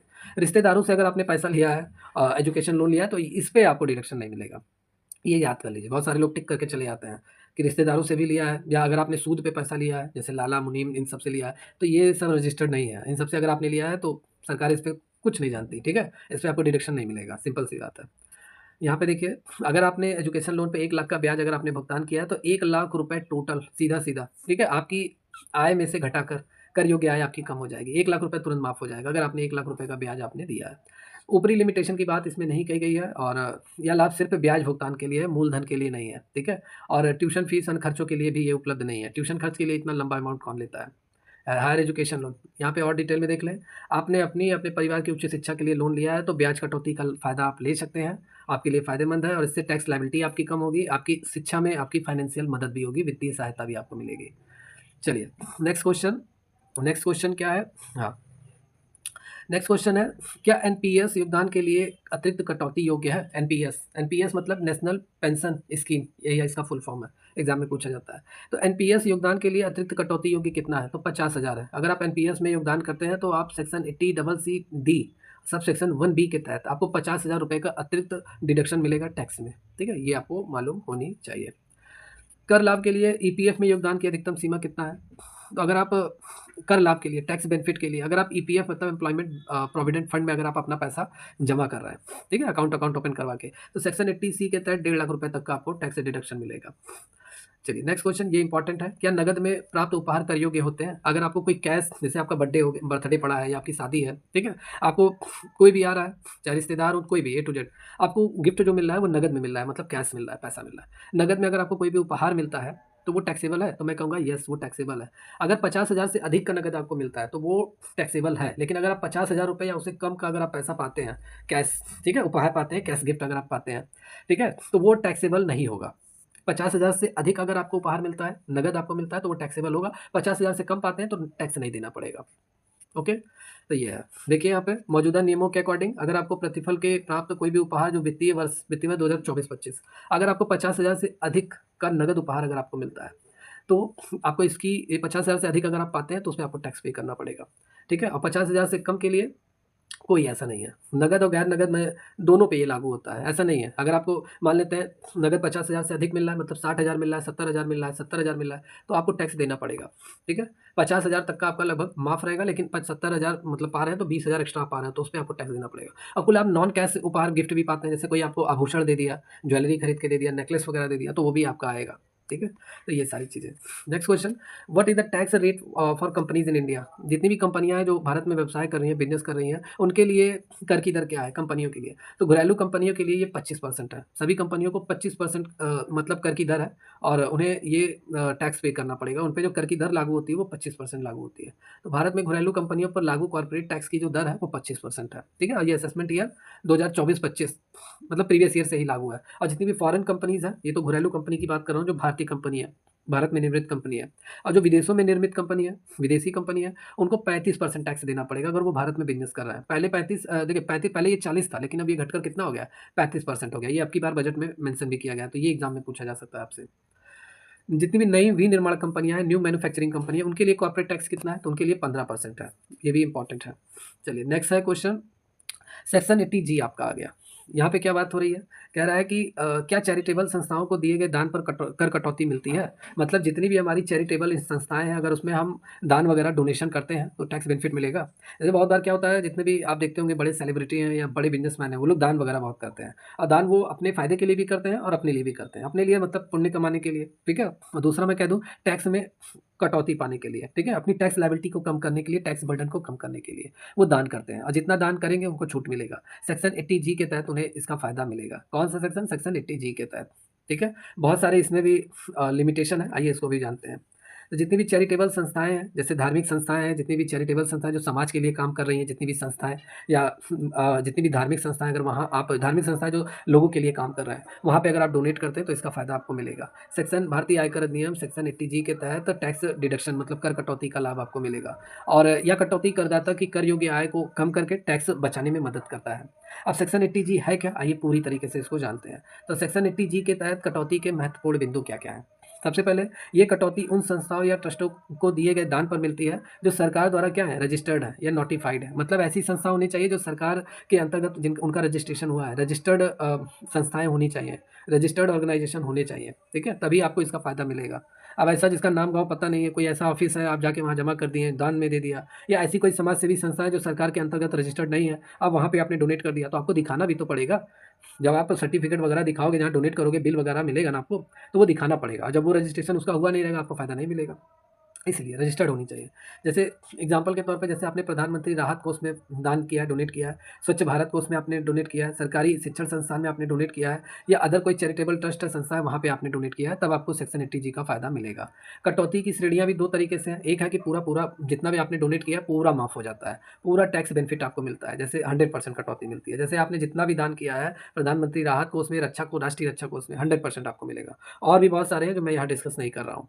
और कुछ आपके हैं जो 50% आपको कटौती मिलती है, जो कुछ निजी चैरिटेबल ट्रस्ट हैं।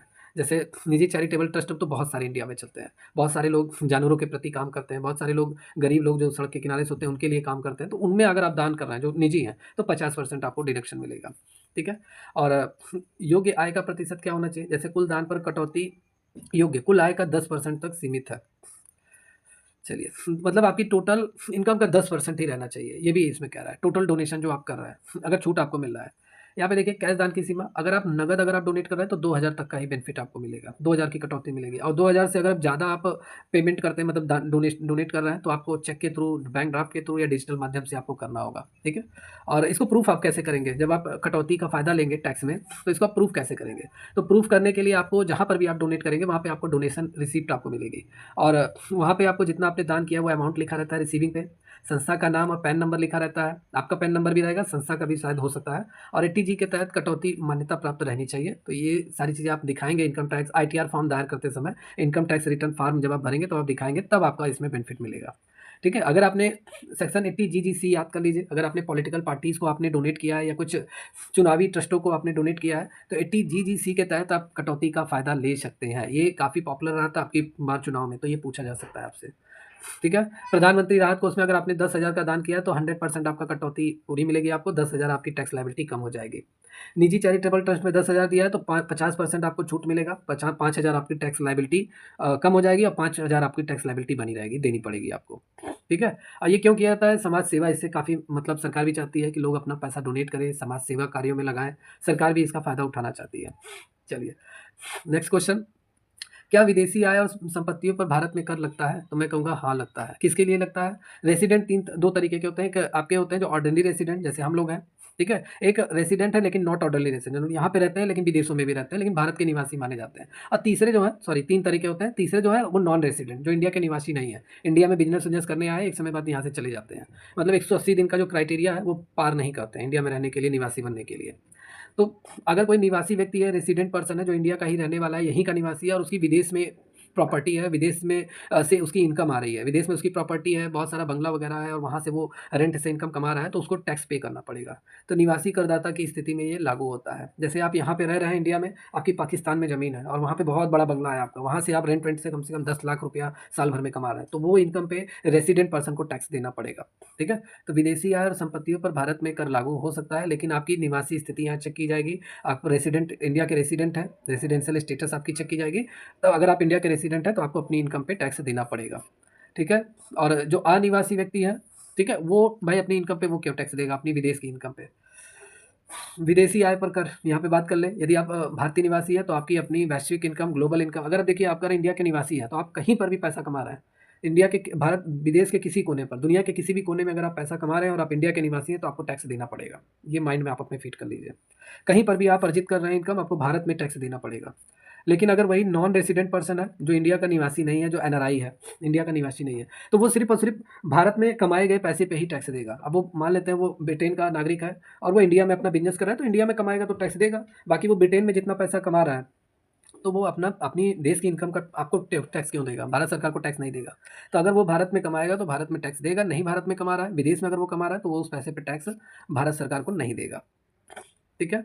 यहाँ एग्जांपल देखिए, यदि आपने अमेरिका में 5 लाख की आय अर्जित की है, आप भारतीय निवासी हैं, तो आपको टैक्स देना पड़ेगा, टैक्स भारत सरकार को देना पड़ेगा। और ये भी कंडीशन जान लीजिए, अगर आपने 15% भाई विदेश में अगर आप कमा रहे हैं, तो वहाँ की सरकार भी तो आपसे टैक्स लेगी, अगर आप इंडिया के रेसिडेंट हैं। तो 15% अगर आपने अमेरिका में टैक्स दे रखा है, तो भारत सरकार आपसे 30% अगर टैक्स ले रही है, तो 15% ऑलरेडी आपने अमेरिका की सरकार को दे रखा है।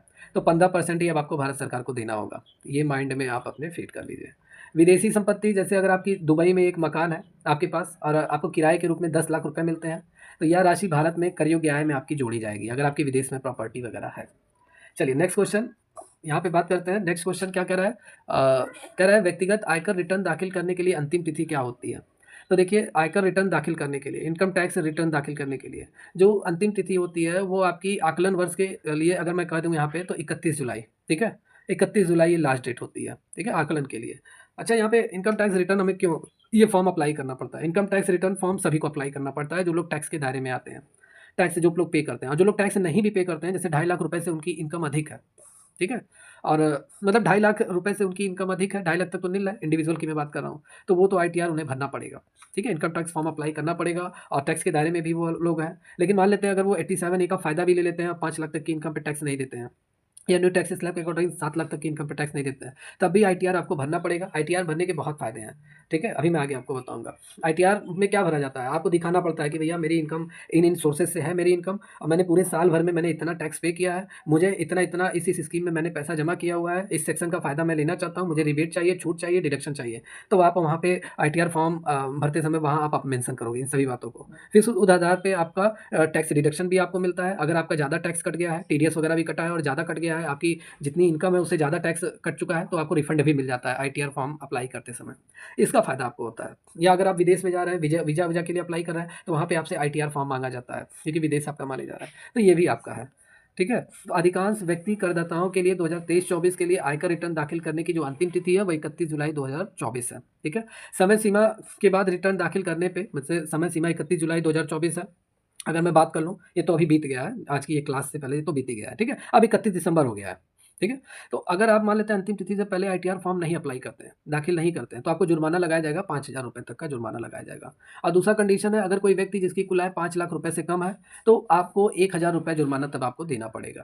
ठीक है? अगर 5 लाख से कम अगर आपकी इनकम है, 5 लाख से कम रहेगी, रिबेट 87 लेंगे आप, पूरा टैक्स आपका माफ़ हो जाएगा, इसीलिए 1,000 यहाँ पे कर दिया गया है। चलिए, यहाँ पे बात करते हैं next question, can a tax payer carry forward losses? क्या करदाता नुकसान को अगले वर्षों में ले जा सकता है? तो हाँ, ये कुछ शर्तों के तहत ये ले जाया जा सकता है। जैसे मान लेते हैं आपका टैक्स ज़्यादा कट गया है, ठीक है? तो आपको तो एक कंडीशन है, टैक्स रिफंड हो जाएगा, और दूसरा कंडीशन यह है कि अगर मान लेते हैं जितनी टैक्स लायबिलिटी आपकी बन रही है, ठीक है? जितनी टैक्स लायबिलिटी आपकी बन रही है, उसी टैक्स लायबिलिटी में से आपकी ये राउंड ऑफ आपका हो जाएगा। इसको और भी डिटेल देखते हैं। जैसे भारतीय आयकर अधिनियम के तहत करदाता कुछ प्रकार के नुकसान को अगले वर्षों में कैरिड फॉरवर्ड करने की अनुमति दी जाती है, ताकि भविष्य में प्राप्त आय पर टैक्स में राहत पा सके और करदाता अपनी टैक्स देनदारी में इसे एडजस्ट कर सके। जैसे ज़्यादा अगर आपका टैक्स कट गया है, तो एक होता है कि आपको रिफंड मिल जाएगा, और दूसरा है कि आपकी यही तो टैक्स लायबिलिटी जो आपने ज़्यादा पे कर दिया है, ये आने वाले वर्षों में जब आपकी टैक्स लायबिलिटी बनेगी, उसी में से राउंड ऑफ आपका हो जाएगा। ठीक है? चलिए, आवासीय संपत्ति से होने वाली आय पर कर की दर क्या है? आपकी आवासीय संपत्ति मतलब आपकी हाउस प्रॉपर्टी से अगर आपकी इनकम हो रही है, किराए-उराए की इनकम आ रही है, आपकी ज़मीन आपके घर से, मतलब जितनी बिल्डिंग है आपके पास, हाउस प्रॉपर्टी है, 2-4 घर है, 5-6 घर है, आपकी जितनी इनकम आ रही है, रेंट वगैरह की इनकम आ रही है, उस पे क्या टैक्स ट्रीटमेंट है, ये इसको बात करते हैं। उस पे कर की दर क्या है? तो देखिए, कटौतियों के बाद लागू आयकर स्लैब के अनुसार लगाया जाए। जो भी डिडक्शन आपको मिलता है, आपकी टोटल इनकम में जो हाउस प्रॉपर्टी की इनकम है, आपकी टोटल इनकम में शामिल किया जाता है, और फिर उसके बाद आयकर स्लैब के अकॉर्डिंग आपको टैक्स आपका लगाया जाता है। अब यहाँ पे बात कर लेते हैं, इस धारा के तहत अगर प्रॉपर्टी खुद के कब्जे में है, तो घर के मालिक, जो घर का मालिक है, जिसने होम लोन ले रखा है, ब्याज पर उसे 2 लाख रुपए तक की कटौती मिल सकती है। और अगर प्रॉपर्टी आपने किराए पे दे रखा है, तो कोई भी व्यक्ति जो होम लोन चुकाए गए ब्याज पर कटौती का दावा कर सकता है। ये आपका है, ठीक है? चलिए, होम लोन वाला मैं डिस्कस कर चुका हूँ। चलिए, यहाँ पे बात करते हैं, क्या सभी व्यक्तियों को आयकर रिटर्न फॉर्म भरना चाहिए, आयकर रिटर्न फाइल दायर करना चाहिए? तो देखिए, ये ज़रूरी नहीं है सभी व्यक्तियों के लिए, और ये किसके लिए क्या देखा जाता है इसमें आईटीआर फॉर्म अप्लाई करने के लिए? उस व्यक्ति का इनकम स्टेटस देखा जाता है। वो व्यक्ति का इनकम स्टेटस क्या है? अगर वो 2.5 लाख रुपए से कम उसकी इनकम है, तो उसे आईटीआर फॉर्म अप्लाई करने की ज़रूरत नहीं है। इंडिविजुअल की बात कर रहा हूँ। अगर उसकी इनकम 2.5 लाख से अधिक है, तो उसे आईटीआर फॉर्म अप्लाई करना पड़ेगा। या न्यू टैक्स स्लैब के अकॉर्डिंग 3 लाख से कम है, तो कोई फॉर्म भरने की ज़रूरत नहीं है। 3 लाख 1 रुपए से ज़्यादा है, तो आईटीआर फॉर्म अप्लाई करना पड़ेगा। तो यहाँ पे ये सारी चीज़ें आपको मालूम होनी चाहिए। तो आयकर रिटर्न मतलब इनकम टैक्स रिटर्न दाखिल करना सभी व्यक्तियों के लिए अनिवार्य नहीं है। आयकर रिटर्न दाखिल करने की आवश्यकता व्यक्तियों की आय, उसकी निवासी स्थिति भी देखी जाती है कि वो रेसिडेंट है इंडिया का कि नहीं है। अगर नॉन रेसिडेंट है, तो उसके लिए टर्म एंड कंडीशन बदल जाएंगे, और अन्य विशिष्ट परिस्थितियों पर निर्भर होती है। ये इंपॉर्टेंट पॉइंट है, यहाँ आप इसे ध्यान से देखिए। तो आयकर रिटर्न कभी-कभी टैक्स चुकाने कभी-कभी केवल टैक्स चुकाने के लिए नहीं होता है, बल्कि फाइनेंशियल ट्रांज़ैक्शन के लिए भी काफ़ी ज़रूरी होता है। जैसे अगर मान लेते हैं आप कोई लोन अप्रूवल करा रहे हैं, लोन पास करा रहे हैं, तो वहाँ से आपसे आईटीआर फॉर्म जो आपको रिसीविंग वगैरह मिलती है, आईटीआर फॉर्म जब आप अप्लाई करते हैं इनकम टैक्स डिपार्टमेंट में, तो आपको कोई रिसीविंग वगैरह मिलता है, तो वो आपका वहाँ पे लगता है। तो उससे आपका लोन बहुत जल्दी पास हो जाता है, क्योंकि आप आईटीआर फॉर्म अप्लाई करते हैं इनकम टैक्स डिपार्टमेंट में, तो आपका लोन अप्रूवल के लिए ज़रूरी होता है।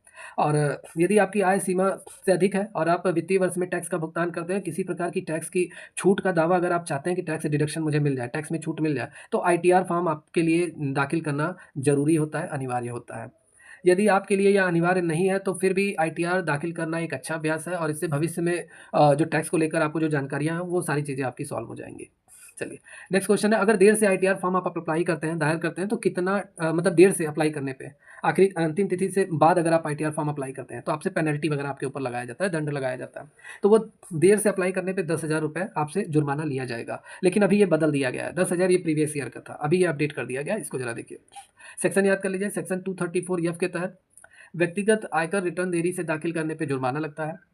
31 जुलाई 2024 से 31 दिसंबर 2024 के बीच में ये अपडेट कर दिया गया है। अब आपका आईटीआर अगर फॉर्म अगर आप देर से अप्लाई करते हैं, दायर करते हैं, भरते हैं आईटीआर फॉर्म को देर से, तो आपको 5,000 रुपये मतलब 5,000 कम कर दिया गया, 5,000 जुर्माना लगेगा आपको, ठीक है? और यदि आपकी कुल जो आय है 5 लाख रुपए से कम है, अगर आप छूटे करदाता है, तो आपको 1,000 रुपये जुर्माना देना पड़ेगा देर से आईटीआर फॉर्म अप्लाई करने पर।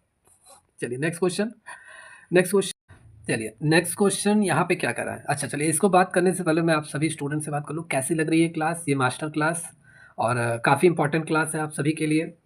समझ में आ रहा है तो जल्दी से जल्दी एक लाइक कर दीजिए, और चैनल पे नए हैं तो चैनल को सब्सक्राइब करना ना भूलें। चलिए, आगे क्वेश्चन को यहाँ पे कंटिन्यू करते हैं, और इंपॉर्टेंट क्वेश्चन का सेट्स है। देखिए, क्या कह रहा है, क्या करदाता संशोधित आयकर रिटर्न मतलब संशोधित रिटर्न दाखिल कर सकता है? जैसे ये क्या है, जैसे आईटीआर फॉर्म आपने अप्लाई कर दिया, अब बहुत सारी इनकम है जो आपकी छूट छूट गई, आपने नहीं उसमें इंक्लूड किया, या बहुत सारी मतलब आपने गलत डेटा इनपुट कर दिया, सिंपल सी बात है। जहाँ 2 लाख दिखाना चाहिए आपने 3 लाख दिखा दिया, जहाँ 5 लाख दिखाना चाहिए आपने 2 ही लाख दिखाया, मतलब आपने गलत जानकारी दे दी, आपसे गलती हो गई। तो आप फिर से आईटीआर फॉर्म को संशोधित करके मतलब पूरी तरीके से फिर से फॉर्म अप्लाई करना पड़ेगा, मतलब एक तरीके से रिवाइज़ रिटर्न आपको आईटीआर फॉर्म अप्लाई करना पड़ेगा, ठीक है? तो वही पूछ रहा है, रिवाइज़ आईटीआर फॉर्म आप फिर से अप्लाई कर सकते हैं अगर आपसे कोई गलती हो जाए तो हाँ, आप अप्लाई कर सकते हैं निर्धारित समय के भीतर। जैसे आयकर विभाग को सही जानकारी देने के लिए सभी करदाता 139 से सबसेक्शन 5 के तहत संशोधित रिटर्न दाखिल कर सकते हैं। और जो करदाता विलंबित आयकर रिटर्न दाखिल कर रहा है, तो समय सीमा के अंदर संशोधित रिटर्न वो दाखिल कर सकता है। जैसे 31 दिसंबर 2024 से लास्ट अंतिम तिथि है आईटीआर फॉर्म अप्लाई करने का, जिस जब से ये क्लास आपकी बन रही है। बहुत सारे स्टूडेंट होंगे जो ये इस क्लास के बनने के कम से कम ये क्लास जो हो रही है इसके 1 साल 2 साल बाद भी देख रहे होंगे। तब भी सभी आपके लिए इम्पोर्टेंट ही हैं, क्योंकि लगभग कुछ चीज़ें चेंज होगी, कुछ चीज़ें वही बनी रहेंगी आपकी। टीडीएस क्या होता है? अब ये बात कर लेते हैं, व्हाट इज़ टीडीएस? ठीक है, टीडीएस इंपॉर्टेंट है। टीडीएस देखिए, टीडीएस का फुल फॉर्म क्या होता है? Tax deduction at source. ये आपसे एग्जाम में पूछा जा सकता है, इसका full form tax deducted at source. अब बहुत लोग क्या होते हैं, अपने टैक्स को वो लोग मतलब अपनी इनकम को छुपा लेते हैं, ठीक है, इनकम को बचा लेते हैं। बहुत तरीके की इनकम उनकी आती है और वो टैक्स नहीं देना चाहते हैं, टैक्स को छुपा लेते हैं, सरकार से बचाते हैं अपने पैसे को कि टैक्स ना देना पड़ जाए। तो सरकार क्या करती है, जहाँ से भी आपको पेमेंट मिल रहा है वहाँ ऑलरेडी गवर्नमेंट टैक्स ले लेती है, जिसका नाम है TDS, tax deducted at source. पहले ही आपसे टैक्स ले लिया गया। अगर आप किसी ऑफिस में जॉब कर रहे हैं तो आपकी आपकी सैलरी पे टैक्स ले लिया गया, टीडीएस ले लिया गया। बाद में इसका रिफंड आपको मिल जाएगा अगर आपने ज़्यादा टैक्स पे कर दिया है। मान लेते हैं टीडीएस के तौर पे आपसे 10,000 ले लिया गया। आप सब किसी भी सरकारी विभाग या किसी भी ऑफिस में आप काम कर रहे हैं, प्राइवेट या सरकारी कहीं पर भी कर रहे हैं, टीडीएस के रूप में आपका कट हो गया। लेकिन जब आपकी पूरा टैक्स लायबिलिटी एनुअल जब आपका कैलकुलेट किया जाता है और आपका निकल कर आ रहा है 35,000 आपकी टैक्स लायबिलिटी आपकी बनी है, तो ये जो 10,000 जो आपने ऑलरेडी पे कर रखा है ये आपका माइनस हो जाता है।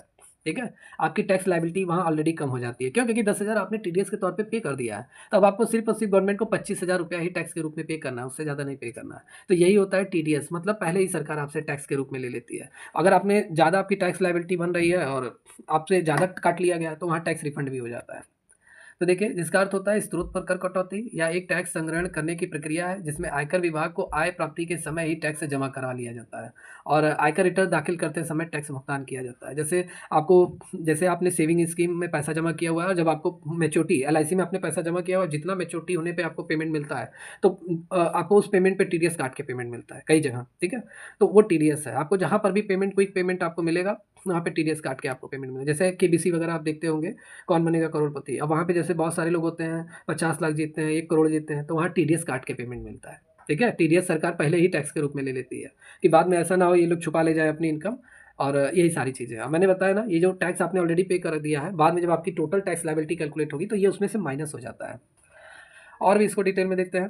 टीडीएस के मुख्य बिंदु, जब एक व्यक्ति, कंपनी या अन्य व्यक्ति को भुगतान करती है तो उस भुगतान से पहले टैक्स काटा जाता है, उसे ही हम बोलते हैं टीडीएस, और ये शेष राशि उस व्यक्ति को दी जाती है।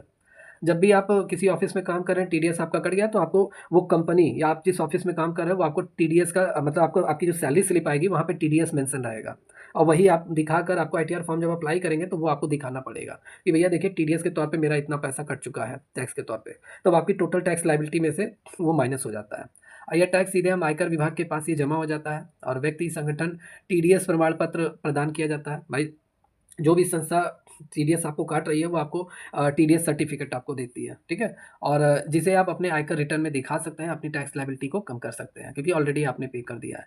सैलरी पे जो टीडीएस की जो रेट है, ठीक है, सैलरी पे आपकी जो टैक्स स्लैब के अकॉर्डिंग आपका काटा जाता है। जैसा आपका टैक्स स्लैब रहेगा, स्लैब दर के आधार पे काटा जाएगा। इसको मैं बाद में डिस्कस करूँगा क्योंकि काफ़ी डिटेल में हो जाएगा। इंटरेस्ट अगर आपको मिल रहा है, जैसे बैंक खाते में आपने पैसा इन्वेस्ट किया हुआ है, उस पे जितना ब्याज मिल रहा है, उस पे इंटरेस्ट मिल रहा है, उस पे 10% टीडीएस आपको काट कर आपको पेमेंट मिलेगा। ठीक है, अगर आपने कोई कॉन्ट्रैक्ट या कोई सर्विसेज सेवाएँ आपने ले रखा है तो उसपे टीडीएस की जो रेट है वो अलग-अलग है। 1% से लेके 10% किसी के बीच में भी हो सकता है टीडीएस की दर, ये हर साल सरकार बदलती रहती है। रेंट से जितना भी आप इनकम कमाते हैं, उसपे टीडीएस 10% आपकी रेंट की इनकम पे काटा जाता है। ठीक है, टीडीएस प्रमाण पत्र के बारे में जान लें तो टीडीएस काटने वाली जो संस्था है, व्यक्ति है, जैसे आपका जो ऑफिस है, ऑफिसर मतलब आपका जो बॉस है, वो टीडीएस काट सकता है आपको सैलरी देते समय और आपको एक टीडीएस प्रमाण पत्र आपको देगा। वही आपको आईटीआर फॉर्म में दिखाना पड़ता है, तभी आपकी टैक्स लायबिलिटी कम होती है। फॉर्म 16 और 16A 2 तरह के प्रमाण पत्र होते हैं। फॉर्म 16 जो होता है ये वेतन आपकी सैलरी से टीडीएस काटने के बाद आपको मिलता है। तो फॉर्म 16 आपकी सैलरी से रिलेटेड है, ये याद कर लीजिए, एग्जाम में पूछा जा सकता है। और फॉर्म 16A जो है ये आपकी अन्य स्रोतों से अगर आपकी जो टीडीएस कट रही है, अदर सोर्सेज से आपकी जो इनकम है उस पे जो टीडीएस कट रहा है उसके लिए आपको ये सर्टिफिकेट दिया जाता है, फॉर्म 16A। ओके, या चलिए नेक्स्ट क्वेश्चन। क्या पूछ रहा है नेक्स्ट क्वेश्चन में? कह रहा है कि वेतन पर टीडीएस की सीमा क्या है? तो 2.5 लाख रुपए है। 2.5 लाख रुपए से कम अगर आपकी इनकम है तो कोई भी मतलब टीडीएस नहीं काटा जाएगा, ऐसा है। और 2.5 लाख रुपए से है और उससे अबव है तो टीडीएस वैसा काटा जाएगा आपका। चलिए, क्या बचत खातों पर ब्याज कर योग्य हैं? जैसे आपने सेविंग स्कीम में या सेविंग अकाउंट में आप अपना पैसा जमा कर रहे हैं और उस पे जितना भी इंटरेस्ट आपको मिल रहा है, क्या वो पूरी तरीके से वो इंटरेस्ट जो है वो टैक्सेबल है कि नहीं टैक्सेबल है? तो हाँ, ये टैक्सेबल है। लेकिन 10,000 तक का आपको मतलब टैक्स में डिडक्शन मिलेगा। 10,000 तक की ब्याज की जो इनकम रहेगी वो छूट रहेगी टैक्स से। लेकिन 10,000 से ज़्यादा अगर आपकी ब्याज की इनकम है तो उस पे टैक्स आपको देना पड़ेगा। और ये किस सेक्शन के तहत दिया जाता है? तो ये आपका सेक्शन 80 टीटीए के तहत ये फॉलो होता है। आयकर अधिनियम की धारा 80 टीटीए के तहत बचत खाते से मिलने वाला ब्याज अगर 10,000 रुपये सालाना अगर आपको मिल रहा है तो 10,000 तो माफ़ी हो जाएगा। लेकिन 10,000 से अधिक अगर आपको इंटरेस्ट मिल रहा है तो उस पे टैक्स आपको देना पड़ेगा। और ये कटौती का दावा सिर्फ किसे मिलेगा? इंडिविजुअल को मिलेगा और हिंदू अविभाजित परिवार HUF को मिलेगा। ठीक है, बचत खाते से जुड़ी बहुत सारी बातें हैं, इसको ज़रा डिटेल में देख लेते हैं। थोड़ा जल्दी क्लास करेंगे, क्लासेस काफ़ी लेंदी हो रही हैं यहाँ पे। ठीक है, लेकिन मेरे हिसाब से आपको समझ में आ रहा होगा सारी चीज़ें। तो बचत खाते में जमा की गई राशि पर कोई कर नहीं लगता है। जो आप जमा कर रहे हैं अमाउंट, प्रिंसिपल अमाउंट, उस पे कोई टैक्स नहीं लगेगा। बाकी जो ब्याज मिलेगा उस पे टैक्स आपका लगेगा और 10,000 तक टैक्स फ्री रहेगा, लेकिन उससे ऊपर अगर आपका ब्याज है तो टैक्स देना पड़ेगा। बचत खाते से मिलने वाला जो ब्याज होता है वो अदर सोर्सेज की इनकम आपकी मानी जाती है। बचत खाते से मिलने वाले ब्याज पर आयकर स्लैब के अकॉर्डिंग आपको टैक्स लगता है। बचत खाते से मिलने वाला ब्याज टीडीएस या स्रोत पर कर कटौती टीडीएस, ठीक है, मिलने वाले ब्याज पर 10,000 तक आपका नहीं लगता, उससे ऊपर लगना चाहिए। बचत खाते पर ब्याज की गणना हर दिन की जाती है, तिमाही और मासिक ब्याज का भुगतान किया जाता है। ये सारी चीज़ें आप पढ़ लेना इसे नोट से, ठीक है। ब्याज जो होता है वो 2.5% से शुरू होता है, कई कई जगह कुछ बैंकों में 7.5% से शुरू होता है। चलिए, बचत खाते पर ब्याज के लिए कटौती क्या है? तो अभी मैंने आपको बताया सेक्शन 80 टीए के तहत 10,000 रुपये तक की इंटरेस्ट की इनकम आपकी पूरी तरीके से टैक्स फ्री रहेगी, उसमें कोई भी टैक्स आपको नहीं देना पड़ेगा, ठीक है? और 10,000 से अधिक पे आपको टैक्स देना पड़ेगा। आवासीय संपत्ति की बिक्री से होने वाला जो पूंजीगत लाभ है, आपको जो कैपिटल गेन होता है, उस पर कर लगता है कि नहीं लगता है, ये पूछा जा रहा है। अगर आपकी कोई भी आवासीय संपत्ति है, रेसिडेंशियल प्रॉपर्टी आपकी है और आप उसे बेच रहे हैं और जब बेच रहे हैं तो उससे जितना भी आपको कैपिटल गेन होगा उस पे टैक्स लगेगा कि नहीं लगेगा? मतलब जितना आपको फ़ायदा होगा। भाई 10 लाख की प्रॉपर्टी आपकी है, आप 20 लाख में बेच रहे हो तो 10 लाख आप कैपिटल गेन कमा रहे हो कि नहीं कमा रहे हो? तो ये टैक्सेबल इनकम है कि आपकी है कि नहीं है? तो ये आपकी टैक्सेबल इनकम होगी, ये आपकी होल्डिंग के आधार पर रहेगी।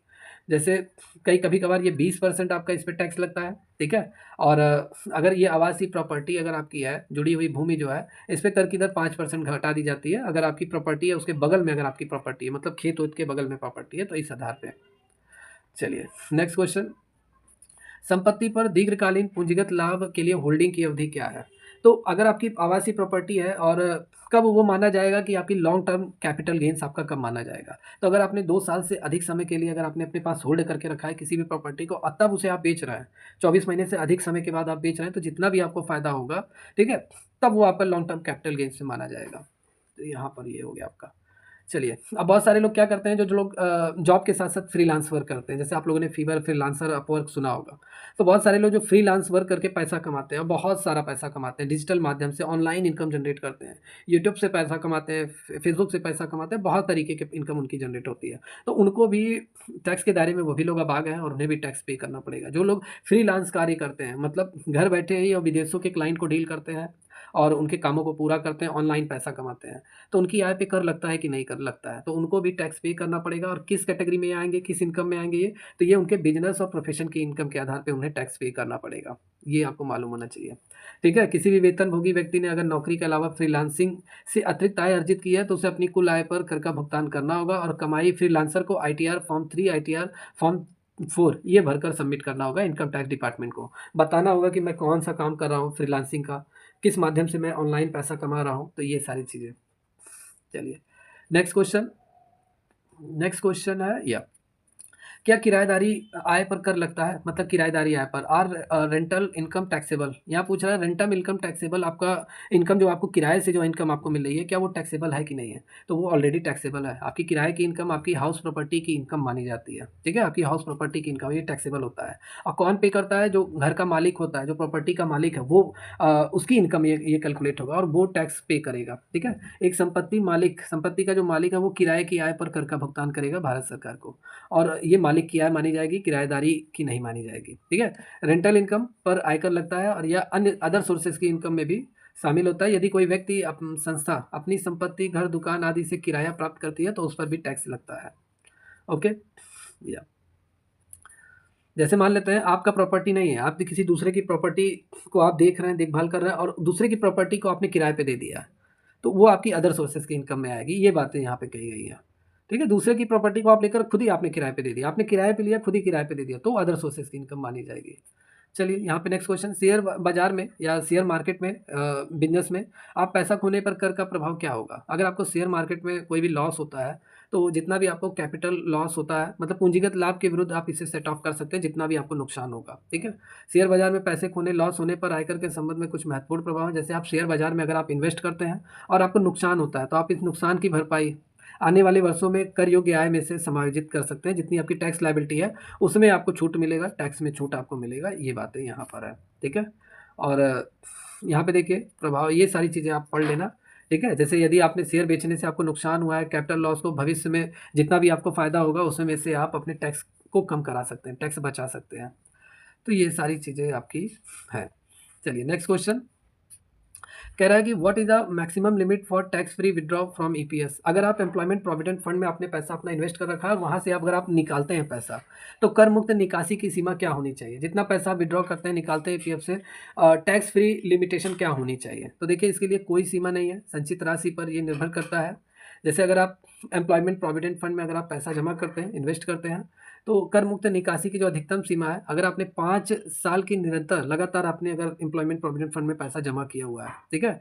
और इसका मतलब है अगर किसी कर्मचारी ने 5 साल तक ईपीएफ में योगदान दिया है, फिर उसे अपनी नौकरी उसने छोड़ दी है और वो रिटायर हो गया है, तो ईपीएफ की राशि को कर मुक्त वो निकाल सकता है। लिमिटेशन है, जैसे आपने 5 साल बाद ईपीएफ से आप पैसा निकाल रहे हैं, रिटायर हो गए हैं, तब आपका कोई भी टैक्स नहीं लगेगा, तब वो कर मुक्त होगा, टैक्स फ्री होगा आपका।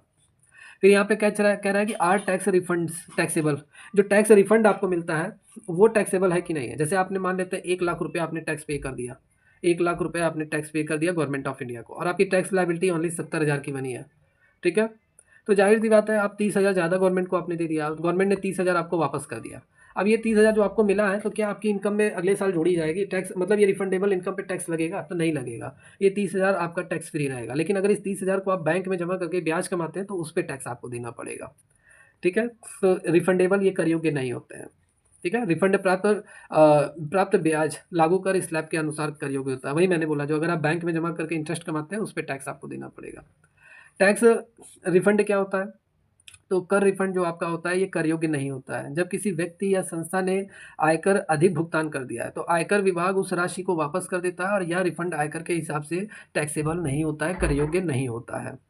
ठीक है? कर रिफंड का मतलब क्या होता है? कर रिफंड का मतलब होता है यदि आपने आयकर रिटर्न में जिस राशि का भुगतान किया था, ठीक है? और आपकी जो एक्चुअल लायबिलिटी, जो टैक्स लायबिलिटी है उससे ज़्यादा आपने पेमेंट कर दिया, तभी आपका वापस होता है पैसा। ठीक है? आपने अपने वेतन से, अपनी इनकम, अदर सोर्सेज से टैक्स का भुगतान किया है और आपने ज़्यादा टैक्स पेमेंट कर दिया गवर्नमेंट ऑफ इंडिया को, टैक्स डिपार्टमेंट को, तब आपको वहाँ पे मिलेगा। नेक्स्ट क्वेश्चन है, can you file taxes jointly if married. अगर आप शादीशुदा हैं तो क्या आप संयुक्त रूप से कर दाखिल कर सकते हैं कि नहीं कर सकते हैं? तो देखिए इंडिया में तो नहीं दाखिल कर सकते अगर आप इंडिया में रह रहे हैं, क्योंकि आप व्यक्तिगत रूप से जो शादीशुदा व्यक्ति हैं, हस्बैंड वाइफ, वो एक साथ मिलकर कोई भी मतलब इंडिविजुअल आईटीआर फॉर्म नहीं अप्लाई कर सकते। ठीक है? संयुक्त रूप से वो टैक्स फाइल नहीं दायर कर सकते। इंडिया में तो नहीं है, व्यक्तिगत रूप से यहाँ टैक्स फाइल दायर करना पड़ता है पर्सनली। ठीक है? तो ये सारी चीज़ें हैं। चलिए ये आप पढ़ लेना।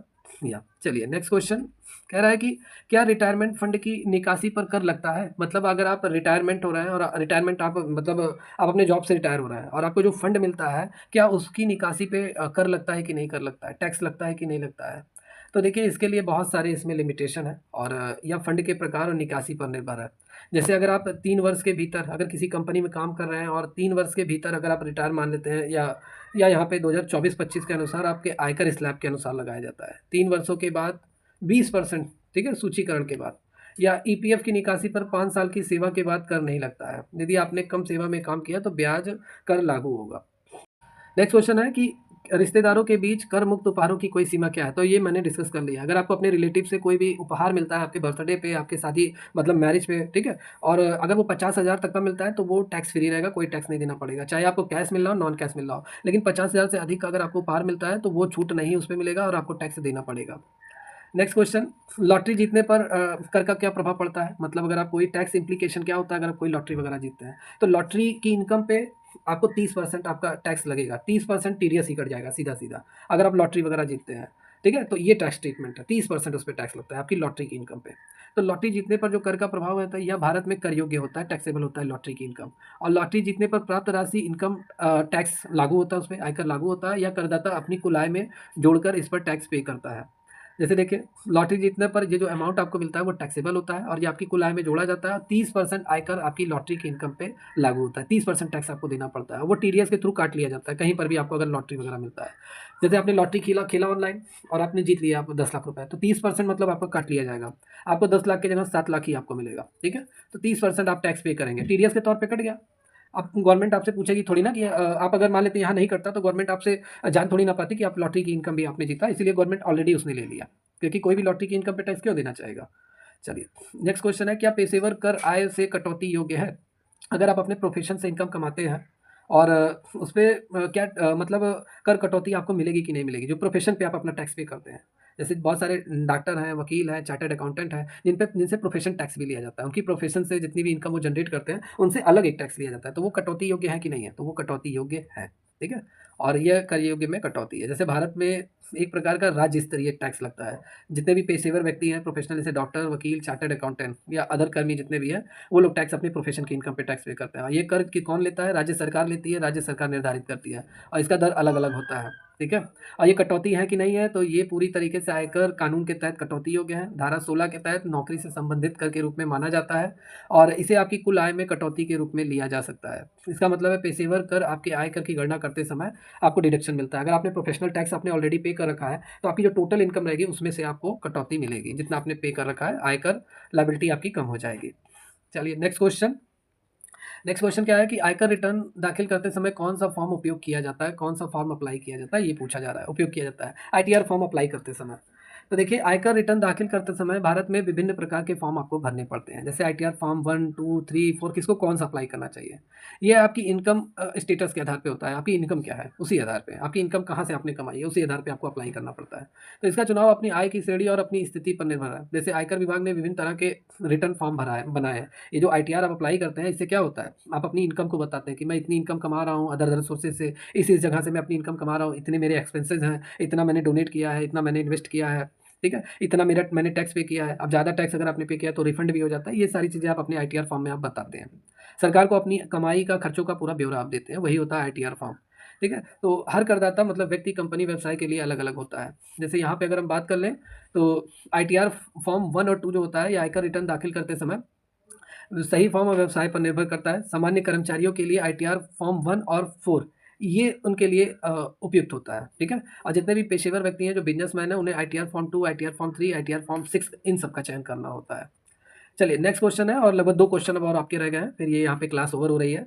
काफ़ी ये लेंदी क्लास थी और ये मास्टर क्लास था आपका, ठीक है? चलिए, यहाँ पे ये डिस्कस कर लेते हैं। जैसे अगर आपने पैन कार्ड को अपने आधार कार्ड से अभी तक नहीं जोड़ा है या पैन कार्ड को आधार कार्ड से अगर आपने मर्ज नहीं किया है, तो उसमें आपसे कितनी पेनल्टी आप पे लगाई जा सकती है? क्योंकि अब तो नियम पूरी तरीके से भारत सरकार ने लागू कर दिया है कि आपका आधार कार्ड जो है वो पैन कार्ड से मर्ज होना चाहिए, लिंक होना चाहिए। लेकिन अभी तक अगर आपने नहीं किया है तो ₹1000 आपसे दंड लिया जाएगा, पेनल्टी आपकी लगाई जाएगी। 1000 का जुर्माना आपसे लिया जाएगा, ठीक है? और ये 30 जून 2023 की अंतिम तिथि तक अगर आपने पैन कार्ड को आधार कार्ड से लिंक नहीं किया है, तो ₹1000 विलंब जुर्माना आपसे लिया जा सकता है।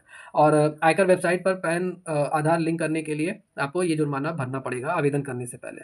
क्या भारत में वेल्थ टैक्स लागू है कि नहीं है? Is wealth tax applicable in India? Wealth tax मतलब आपकी प्रॉपर्टी पे, मतलब आपकी जितनी भी प्रॉपर्टी है उस पे एक्स्ट्रा आपसे टैक्स लिया जाता था। तो भारत सरकार ने इसे हटा दिया है और ये 2015 में भारत सरकार ने इसे निरस्त कर दिया है। क्यों कर दिया है? क्योंकि हर व्यक्ति को लगता था ये मुझसे ज़्यादा टैक्स लिया जा रहा है, क्योंकि आप अपनी इनकम पे टैक्स पे कर रहे हैं। ठीक है? और प्लस प्रॉपर्टी पे भी आप अपनी जितनी हाउस प्रॉपर्टी है सबकी इनकम पे टैक्स पे कर लो, ऑलरेडी आप टैक्स पे करना है, फिर आपकी जितनी ज़मीन जायदाद है, प्रॉपर्टी है, उस पे भी आपसे फिर से टैक्स लिया जा रहा है, तो ये डबल तरह का ये टैक्स बर्डन हो गया। भारत सरकार ने इसे हटा दिया है और भारतीय संपत्ति अधिनियम 1957 से ये लागू किया गया था और 2015 में इसे निरस्त कर दिया गया है। भारत में संपत्ति कर सरकार द्वारा व्यक्ति, हिंदू व विजयित परिवारों पर ये लगाया जाता था, ठीक है? अब इसे पूरी तरीके से हटा दिया गया है। तो कैसी लगी क्लास आज की? जितने भी स्टूडेंट इस क्लास को देख रहे हैं कमेंट करके ज़रूर बताइए, समझ में आया है कि नहीं आया है और क्वेश्चन का लेवल आपको समझ में आया? ये सभी क्वेश्चन आपके दिए हैं और जितने भी स्टूडेंट इस क्लास को देख रहे हैं, ये इंपॉर्टेंट क्वेश्चन का सेट्स है। जितने भी क्वेश्चन आपको मैंने आज कराए हैं, ऐसे ही क्वेश्चन आपको एग्जाम में देखने को मिलेंगे। तो जितने भी स्टूडेंट इस क्लास को देख रहे हैं, अगर आप तैयारी करना चाहते हैं, डिटेल में ऐसे तैयारी करना चाहते हैं, थियरी, न्यूमेरिकल, एमसीक्यू पढ़ना चाहते हैं, तो जल्दी से जल्दी बैच को ज्वाइन कर लीजिए। चाहे आप UP triple assistant accountant auditor, Bihar बिजली विभाग या बिहार लेखपाल की तैयारी कर रहे हैं या ईएमआरएस अकाउंटेंट किसी भी एग्जाम की तैयारी कर रहे हैं, तो आप इस बैच को तुरंत ज्वाइन कर लीजिए। ठीक है? आपके बैच ज्वाइन करने के लिए आपको हमारी अकेडमी ऑफिशियल ऐप आपको डाउनलोड करना है। गूगल प्ले स्टोर से आपको ये ऐप मिल जाएगा। डाउनलोड रजिस्टर करके आप इस बैच से जुड़ सकते हैं। आप सभी लोगों के लिए टेस्ट सीरीज भी लॉन्च कर दिया गया है। टेस्ट सीरीज ज्वाइन करना चाहते हैं तो आपको ऐप से ही टेस्ट सीरीज भी मिल जाएगा। और टेस्ट सीरीज के साथ ई बुक दिया जाता है, जो भी बहुत इंपॉर्टेंट है, आपके एग्जाम को और भी कवर करेगा। ई बुक में इंपॉर्टेंट क्वेश्चन के सेट्स हैं जो आपके लिए काफ़ी बेनिफिशियल होंगे। तो आज की क्लास यहीं ओवर करते हैं। ये मास्टर क्लास थी। चैनल पर नए हैं तो चैनल को सब्सक्राइब कर लीजिए, लाइक एंड सब्सक्राइब जरूर कर दीजिए। ठीक है? जिससे मेरा भी मोटिवेशन बना रहेगा और आप सभी के लिए ऐसी ही क्लासेस आती रहेंगी। तो मिलते हैं कल की क्लास में। Take care, good bye.